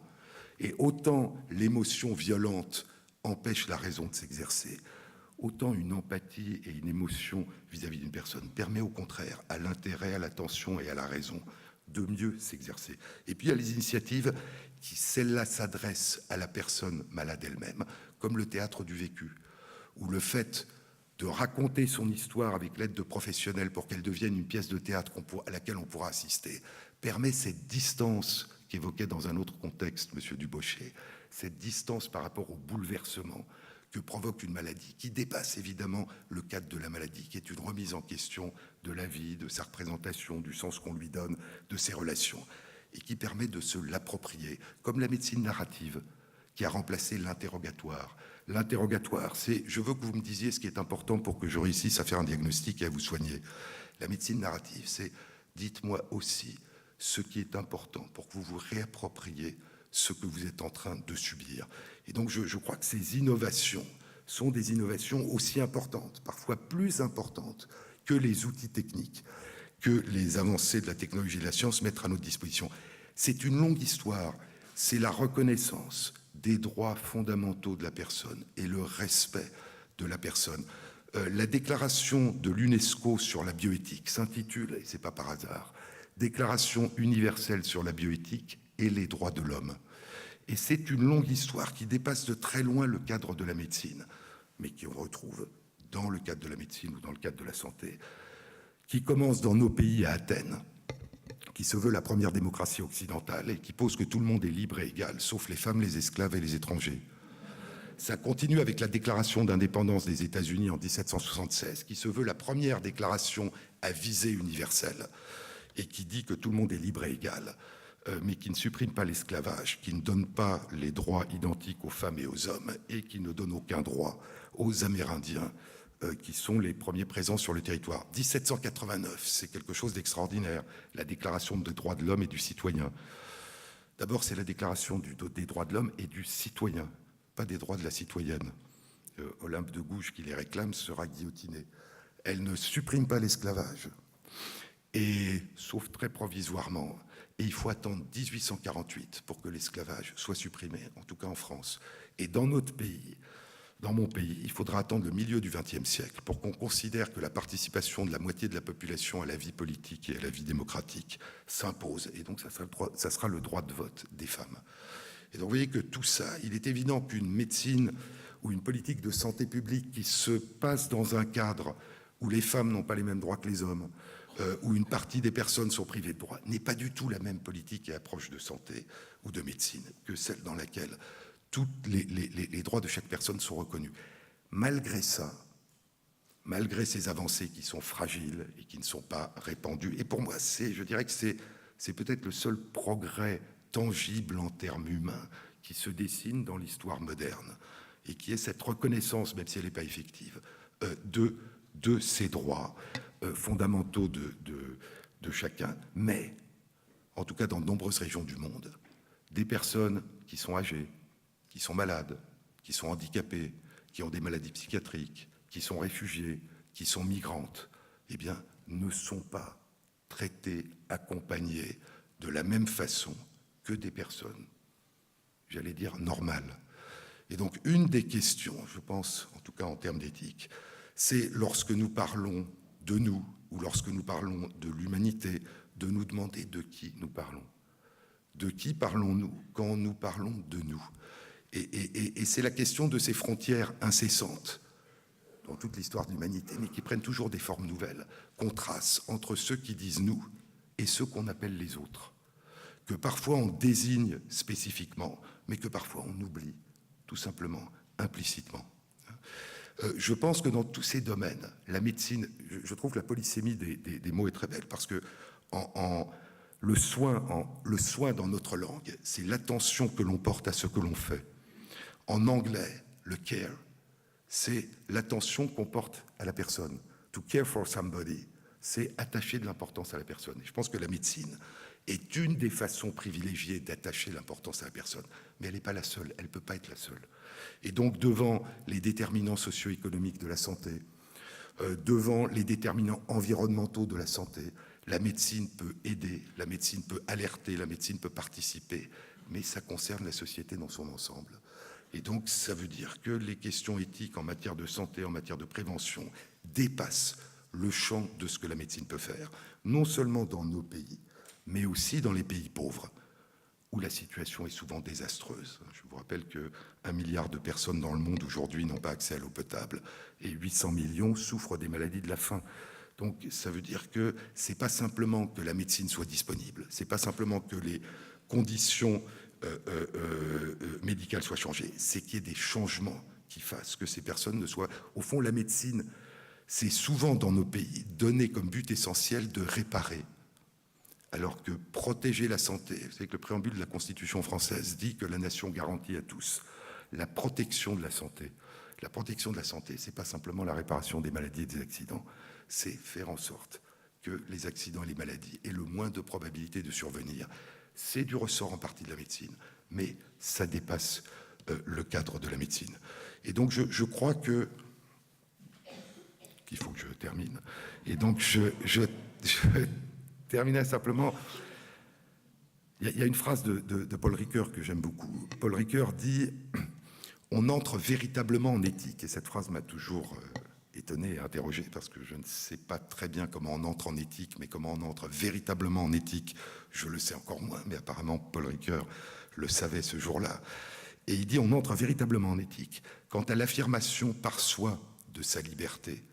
On ajoute l'affirmation de la volonté que la liberté de l'autre soit. Je veux que ta liberté soit. » Et c'est une idée très intéressante, où la liberté de l'un, c'est pas simplement l'idée que la liberté de l'un s'arrête où commence la liberté de l'autre, qui est la base du respect. C'est l'idée que la liberté de chacun construit, participe à la construction de la liberté de l'autre. Et on oppose souvent liberté et solidarité, comme si la solidarité diminuait la liberté et que la liberté se payait d'un risque d'abandon ou de dénouement du lien social. Là, c'est ancrer la liberté dans la solidarité, c'est-à-dire qu'au fond, chacun a le souci de la liberté de l'autre. Et les libertés ne sont pas prédéfinies, puisqu'elles coévoluent, puisqu'elles sont ce que Pascal appelait choses à la fois causantes et causées.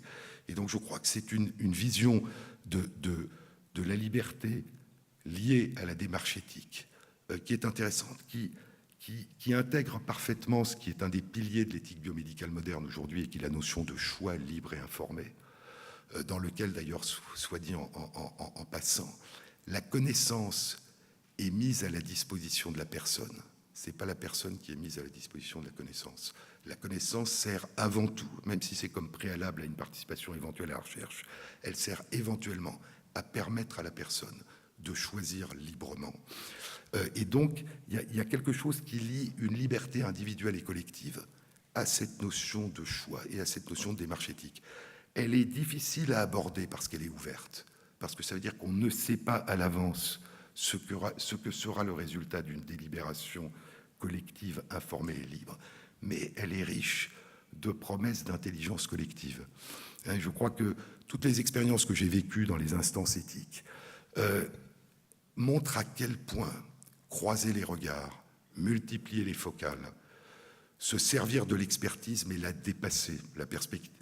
L'expertise, les expertises sont nécessaires, mais elles sont insuffisantes. Comment croiser et multiplier les regards?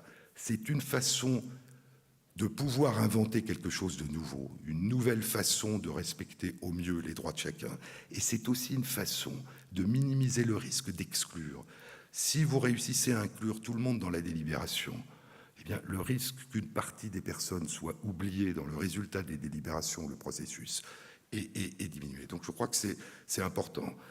Le dernier mot, parce que pour moi en tout cas il est au cœur de l'éthique, c'est la notion de manque. Vous savez que la recherche de demain, elle est riche de ce que nous ne connaissons pas aujourd'hui.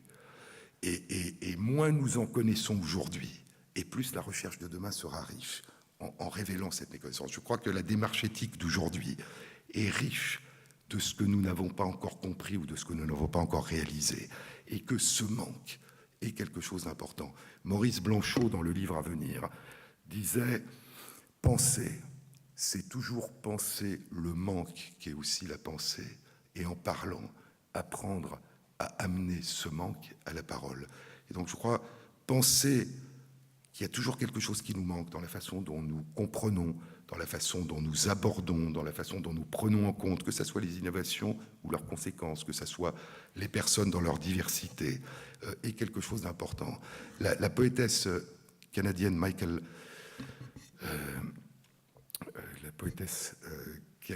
Anne Michaels, dit dans un très beau livre qu'il n'y a pas d'absence si persiste au moins le souvenir de l'absence. Et donc je pense que si nous gardons en nous cette idée d'un manque, eh bien, il nous manque moins que si nous l'oublions. Et garder en nous cette idée de quelque chose qui nous manque pour devenir pleinement humain. Merci beaucoup.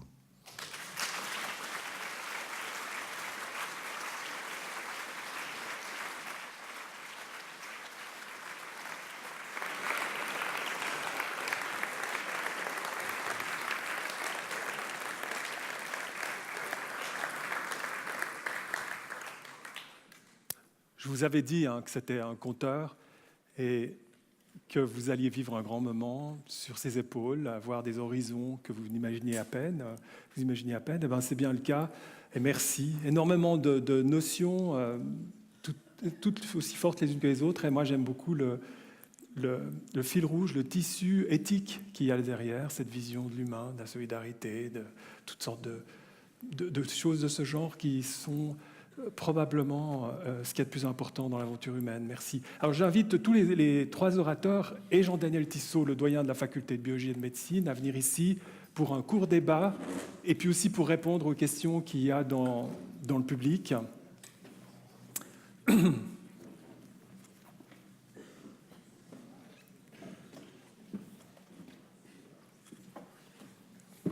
Alors on se fait des politesses entre prix Nobel et orateurs.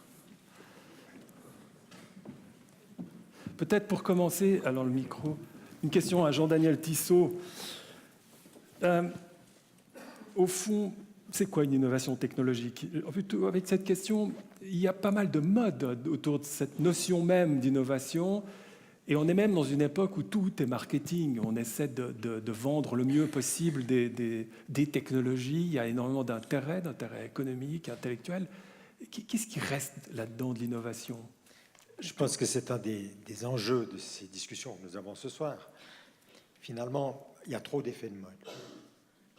Et c'est ça qui nous rend dans une souffrance, c'est la dépendance. Alors on pense à toutes ces technologies que nous avons, qui nous permettent de croire que nous sommes connectés, que nous sommes des êtres sociaux à travers les outils de communication sociale qui sont les nôtres. Mais finalement, la grande question qui va rester, c'est qu'est-ce que l'homme et quels sont ces événements qui vont nous permettre de rester un être humain solidaire.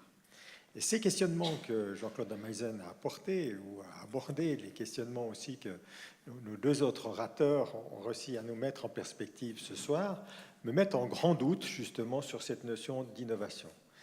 Et c'est tellement perturbant ce que l'on a appris ce soir que j'aurais la modestie de dire que je suis perdu dans l'innovation. Merci beaucoup. C'est quand même intéressant d'avoir un doyen qui a cette franchise à la Jacques Dubochet. Mais justement, j'aimerais bien attendre maintenant Jacques Dubochet réagir à ce que vient de dire Jean-Claude Ameisen, parce qu'il y a des choses qui ont dû te faire vibrer ton intérieur et ta démarche même de chercheur, d'ancien chercheur. Qu'est-ce que tu as à répondre à Jean-Claude Ameisen? Donc, il y a eu quelques moments où Jean-Claude contestait certaines choses que je disais. Je suis tout à fait d'accord. C'est simplement, c'est toujours la même chose. C'est des points de vue différents. Voilà, on n'a pas la recette, on n'a pas la... Voilà, et enrichissons-nous. Et non, juste encore un mot. Toi, tu penses quoi de ce concept même d'innovation tel qu'il est présenté actuellement dans les universités, partout, innovation? Donc, oui, ça c'est le grand mot. Mon message court, c'est nous sommes bons pour construire du savoir, nous sommes très mauvais pour l'utiliser pour le bien collectif. Et voilà, et là-dessus nous devons travailler. Nouria Hernandez, juste quelques mots aussi de réaction à ce que à ce panorama de Jean-Claude Ameisen, mais aussi aux paroles très fortes du prix Nobel de cette université. Elle en est assez fière. Et lui, ce prix Nobel, il sort quand même un discours qui, moi, me touche beaucoup, beaucoup, avec une grande honnêteté. Qu'est-ce que vous avez à répondre à ça? Bon, ça prendrait beaucoup de temps. Il y a beaucoup de choses qui me viennent à l'esprit. Une des choses dont on n'a pas beaucoup parlé ce soir, quand on parle d'éthique, c'est l'éthique de Homo sapiens par rapport aux autres espèces qui vivent sur cette planète. En tant que biologiste, pour moi, je trouve absolument scandaleux que, comme vous l'avez dit, M. Ameisen, on soit tellement fort à faire disparaître des espèces. Je pense que, d'abord, il y a un côté éthique qui me choque dans la chose, mais je pense que même pour quelqu'un qui n'a aucune éthique de ce point de vue-là, on est en train de perdre un capital à tout jamais, probablement, dont on ne connaît même pas les richesses. C'est comme si vous aviez des coffres-forts dont vous savez qu'ils sont pleins de pièces d'or, mais vous les jetez à la mer de toute façon parce que vous ne pensez pas qu'il y a quelque chose d'intéressant dedans. Et c'est ce qu'on est en train de faire. Et ça, enfin, c'est totalement lié aux questions dont parlait Jacques Dubochet, de développement durable et du climat et de choses comme ça. On est en train de saccager cette planète de façon honteuse. Et de façon durable. Donc ça, je trouve, voilà, on n'en a peut-être pas assez parlé du respect que l'espèce humaine devrait avoir pour les autres espèces vivantes. Merci. Juste encore. Oui, bien sûr. Je peux faire un commentaire. Bien sûr. Moi, je suis très heureux d'être dans cette université pour toutes sortes de raisons, mais l'une d'entre elles, c'est que, si j'ai bien compris ce qu'on m'a dit, Mme Hernandez a accepté de prendre ce poste avec des conditions très sévères d'axer cette université vers cette volonté de l'intégrer dans... Oh, il faudrait que tu le dises toi-même. Non, non, Oui, mais c'est toi qui Non, mais nous, ce qui nous intéresse, c'est comment vous interprétez ça, comment tu Oui, interprètes qu'elle ça. s'est engagée pour une université durable. C'est bien. Une question encore à Jean-Claude Ameisen avant de vous passer la parole. Le thème ce soir, c'est technologie innovante au service du vivant, justement. C'est intéressant, cette notion de vivant très présente dans toute une école française, Canguilhem, Foucault, et bien d'autres. Hein. L'homme, un vivant parmi les autres. La question c'est, est-ce que l'innovation technologique n'a pas déjà ce côté qui nous entraîne, quand vous disiez, un des grands défis, c'est de savoir au fond si c'est elle ou nous qui allons garder la maîtrise, mais est-ce qu'elle ne nous entraîne pas déjà dans des attitudes contre le vivant, au fond, de destruction de ce qu'il est en tant que diversité? Comment vous voyez ça? Alors c'est très complexe. Pour reprendre ce qui était dit, il y a un peu... Haldane, dans les années 30, avait fait une conférence où il disait que le pire risque pour la science, c'est ce qu'il appelait le mythe de Dédale. Dédale, dans l'Antiquité, faisait des innovations technologiques qui causaient des désastres. Et pour pallier ces désastres, il faisait de nouvelles inventions technologiques qui conduisaient aussi au désastre, qui finissaient avec son fils, dont les ailes qu'il avait fabriquées fondaient au soleil et s'écrasaient dans la mer. Et donc, il y a quelque chose de... On vit sans les mettre en relation, un double mouvement. Ce que vous disiez, la préservation du vivant, qui ne peut être que la préservation de sa capacité à évoluer, parce que la préservation du vivant, c'est la préservation de son changement spontané. Et d'un autre côté, l'idée que des nouvelles technologies nous donnent la possibilité de modifier le vivant. Et les deux coexistent. Et les deux posent des problèmes très différents. Le paradoxe serait, ce qu'un penseur du 19e siècle avait préfiguré, mais pas sous cette forme, que nous fassions disparaître le vivant sauvage et que nous ne conservions que le vivant domestiqué et modifié, génétiquement modifié par nous. Donc il y a une façon de... Je dirais que depuis la domestication, depuis la révolution du néolithique, sans qu'il y en ait eu le pouvoir, il y a un problème de penser à la fois le vivant domestique, et la question de savoir d'ailleurs comment le traiter, comment se comporter à son égard, et le vivant qui n'est pas domestique, et avec lequel nous n'interférons pas. Et je crois que c'est un problème complexe, avec toujours cette idée aussi, nous sommes vivants, mais chaque vivant est différent des autres vivants. Alors donc on a eu tendance à se donner une place à part. Sur les arbres évolutionnistes, avant, on était au sommet, et les autres êtres vivants étaient plus bas. Chaque être vivant, je veux dire, la place des rossignols est à nul autre pareil. Et donc, c'est vrai que ce qu'il faut respecter, c'est cette diversité et notre place à l'intérieur, sans qu'il y ait forcément d'équivalence. Merci beaucoup. Donc, je passe la parole à la salle. Merci de lever la main bien haut si vous avez une question. Alors, voilà, d'abord au fond. Oh là là, je suis le premier. Monsieur Ameisen, vous avez parlé du consentement éclairé, qui, par notre travail que Jacques et monsieur le docteur la connaît très bien, on peut prouver que dans le contexte de la connaissance du cycle féminin, l'alternative symptothermique qui permettrait de faire une contraception sans hormones, donc une contraception écologique, tout ça c'est tout de suite balayé par la santé publique, par les grands pontes de la médecine. Mais nous, on continue à nous battre. Mais puisque vous parlez du consentement éclairé des patients, Ben, je vous signale simplement que dans le domaine du cycle féminin, qui n'intéresse pas tellement les gens, hein, et les hommes encore en moins, là, votre principe n'est pas respecté. Alors, juste... Oui, bien sûr. Vous remarquerez que j'ai parlé du choix libre et informé, pas du consentement. Ouais. Le consentement est né après le procès des médecins nazis à Nuremberg en 1947.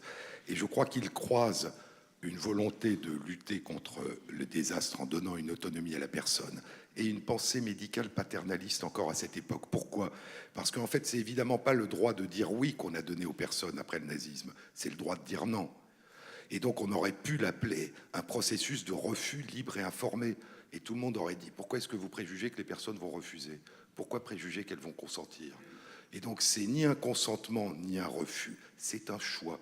Et ce qui est intéressant dans la notion de choix, c'est qu'un choix, ça ne consiste pas simplement à dire oui ou non, ça peut consister à construire une alternative à ce qui existe et ce qui est proposé. C'est exactement le point.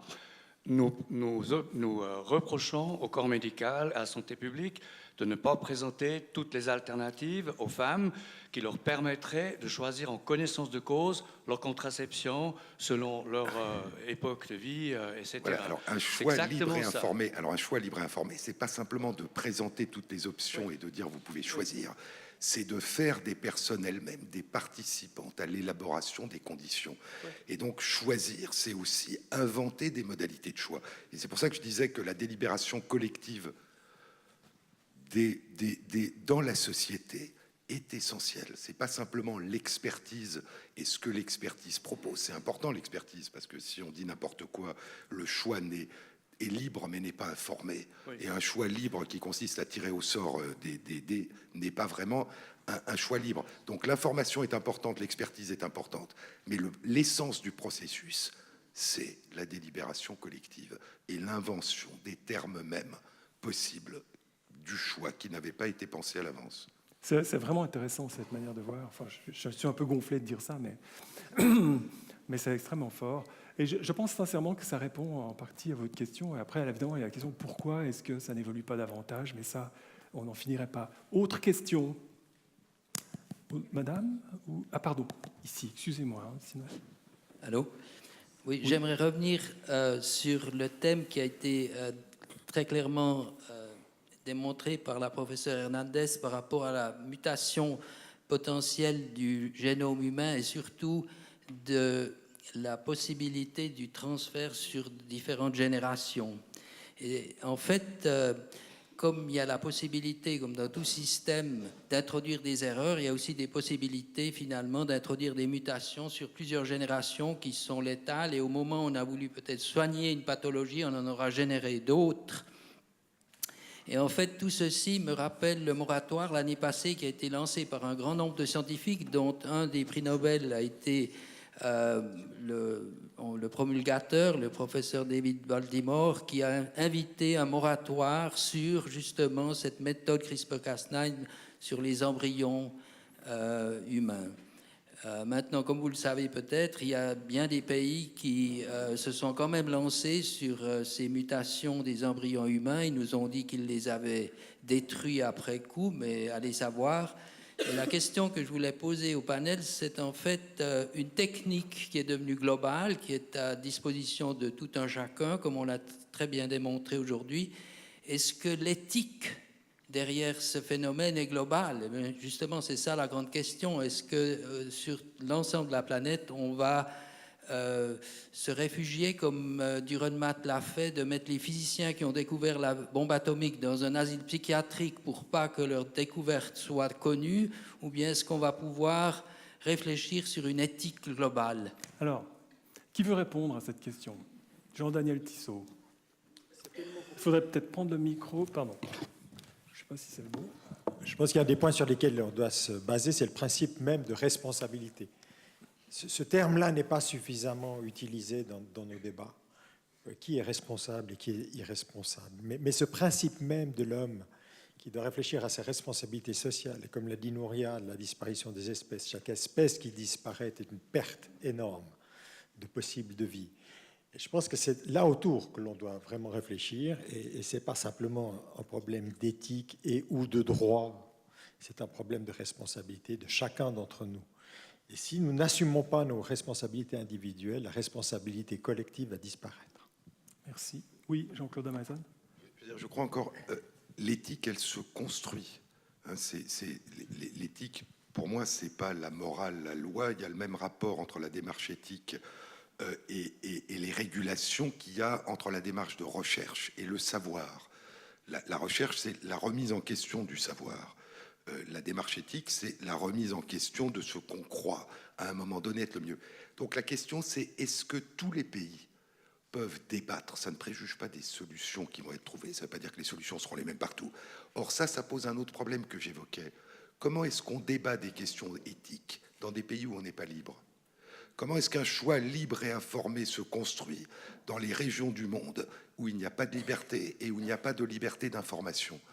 Et donc je crois, et c'est ce que pense l'UNESCO et un certain nombre d'autres, que l'éthique biomédicale est un des leviers, aussi pauvre soit-il, pour essayer de donner plus de liberté et de droit à l'information. Parce que si on considère que c'est important dans un cas qui touche la médecine ou la recherche, alors pourquoi est-ce que ça ne l'est pas dans d'autres cas? Mais je crois que c'est ça la question essentielle. Ce n'est pas de savoir quel gouvernement va décider tout seul de ce qu'il convient de faire. C'est de savoir si véritablement il y a une réflexion qui peut se construire librement, en résonance et en lien avec ce qui se fait ailleurs dans d'autres pays. Et c'est vrai pour ce qui concerne chacun de nous, ou les enfants à venir. C'est vrai, encore plus vrai dans l'immédiat, pour des questions qui sont immédiatement globales. Parce que quand vous modifiez des espèces comme des moustiques, ça ne concerne pas que le pays qui le modifie, ça concerne évidemment toute la planète. On a encore le temps pour une dernière question. Je suis désolé pour tout le monde, hein, parce que le temps passe. Alors, je ne sais pas s'il y a un micro quelque part. Oui. Bonjour. Alors, j'aimerais rebondir sur les questions d'éthique et du vivant dont a parlé Jean-Claude Ameisen. Et en fait, je voulais vous demander, comment pensez-vous en fait que la profession de médecin tend à évoluer dans un monde où le rapport homme-homme est presque dépassé par un rapport homme-machine? Alors, je pense que c'est une question essentielle. Je pense, comme votre doyen et d'autres dans cette faculté, que l'enjeu de l'avenir de la médecine et pas tant sa capacité à s'approprier au mieux les techniques et les innovations nouvelles qui vont surgir, mais de réussir à construire, pas simplement à maintenir, mais à construire des relations humaines qui, encore une fois, respectent pleinement la personne. Et c'est un enjeu pour lequel, encore une fois, il n'y a pas de réponse a priori. Sauf que si on ne s'en occupe pas, si on ne considère pas que c'est important, eh bien, ça n'aura pas lieu.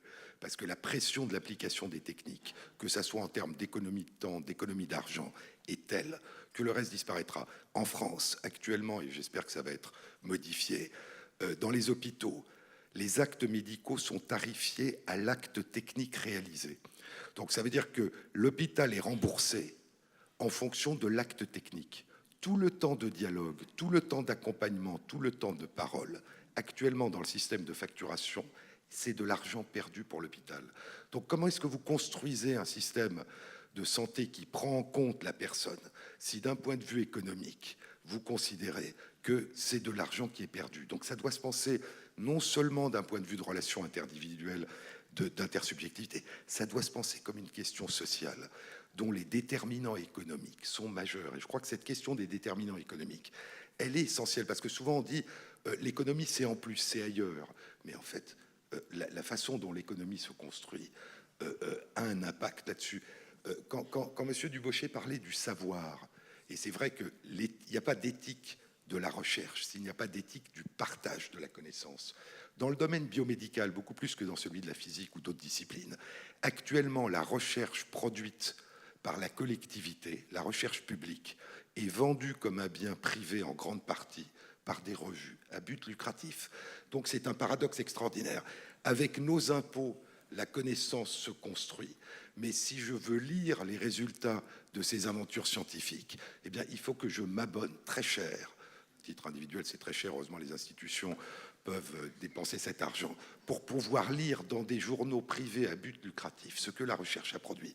Donc, vous voyez que ce n'est pas simplement comment mettre à disposition de l'humanité les réalisations techniques qui ont un coût, mais c'est comment mettre à disposition de chacun la capacité de s'informer, de se cultiver et de ne pas pouvoir savoir des nouvelles découvertes scientifiques ou des innovations, ce que d'autres en disent.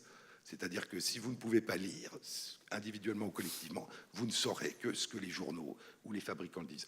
Un mot sur l'innovation, juste. Il me semble qu'on voit le mieux l'innovation a posteriori.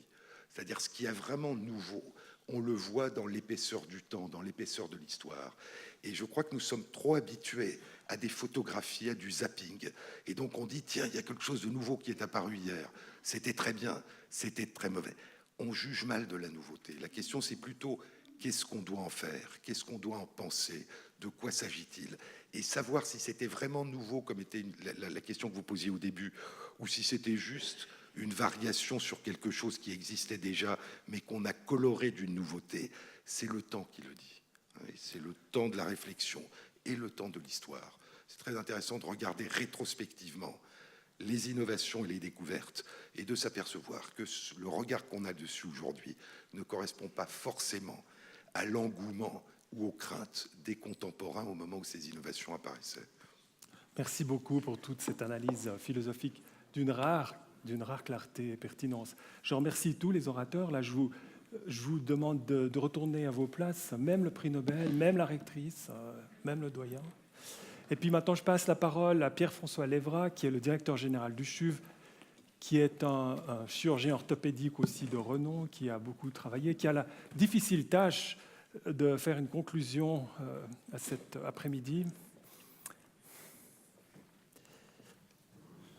Madame la rectrice, monsieur le doyen, c'est bien gentil de m'avoir invité. Que je suis le directeur général du CHUV, il fallait bien me placer quelque part.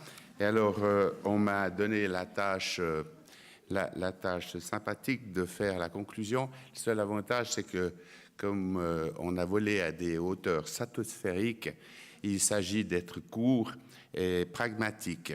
Donc, ce n'est pas du tout le directeur général qui vous parle, mais un praticien, un chirurgien orthopédiste avec 40 ans de métier dans les mains, parce que c'est vraiment dans les mains que ça se fait. Et je voulais vous parler un petit peu de la médecine. Je pense que la médecine est un artisanat. Il s'agit de l'application concrète d'un certain nombre de techniques administrées par un être humain à un autre être humain. Depuis la nuit des temps, la médecine s'appuie sur le développement des connaissances. Or, le plus complexe aujourd'hui pour un médecin réside probablement dans le fait de s'assurer que l'innovation qui est issue de ces recherches soit appliquée avec discernement. Son rôle majeur aujourd'hui est de déterminer par l'ensemble des traitements possibles lequel est nécessaire et sert véritablement les intérêts du patient. Si l'on sait en effet guérir certains cancers à l'aide de traitements très sophistiqués et très chers d'ailleurs, la question se pose de savoir s'il est adéquat d'administrer ces mêmes technologies à un patient de 80 ans qui affronte la phase terminale de sa maladie. Ce dont la médecine a le plus besoin aujourd'hui, c'est de s'accorder ce temps de réflexion, un temps consacré à l'appréciation de la complexité de la situation et aux besoins réels du patient. Il n'est pas question ici de douter de la nécessité de poursuivre sur la voie de l'innovation, mais de rappeler que la médecine est d'abord et avant tout la prise en charge d'un être humain par un autre être humain. L'innovation nourrit la médecine, elle l'inspire, elle la pousse à se surpasser, mais elle ne fait pas la médecine. Combien de publications ont conduit à des innovations réellement utiles pour le patient? Dans ma spécialité, l'orthopédie, j'ai été sursollicité au cours de ma carrière et on le voit dans les grands congrès internationaux, par des fabricants de matériaux, notamment de prothèses, qui cherchaient par des expositions grandioses, qui ressemblaient beaucoup à ce qu'on voit au Salon de l'Auto, d'influencer et d'appâter les chirurgiens. Les nouveautés ne constituent pas forcément un progrès. Certaines prothèses, bien que nouvellement arrivées sur le marché, comme le fruit d'une recherche soi-disant la plus récente, ont abouti à des catastrophes formidables. Je ne suis donc pas passéiste et je reste un fervent défenseur de la recherche que j'ai beaucoup aimée, mais en fils de pasteur, je me méfie des marchands du temple qui n'apportent rien aux malades. Merci.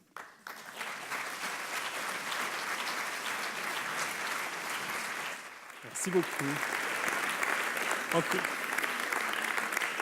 Et encore un tout petit mot avant que vous puissiez aller prendre l'apéritif qui vous attend là dehors. Un mot de la fin pour le professeur Nicolas Fazel, qui est vice-doyen à la recherche et à l'innovation, à nouveau le terme, de la faculté de biologie et de médecine. Merci. Okay. Vu le temps, je vais être très bref. J'ai le plaisir de conclure cette séance et je vais la conclure en fait par une phrase que j'ai sortie de mon discours, qui est une phrase de Francis Bacon, un des précurseurs de la pensée scientifique, phrase assez connue.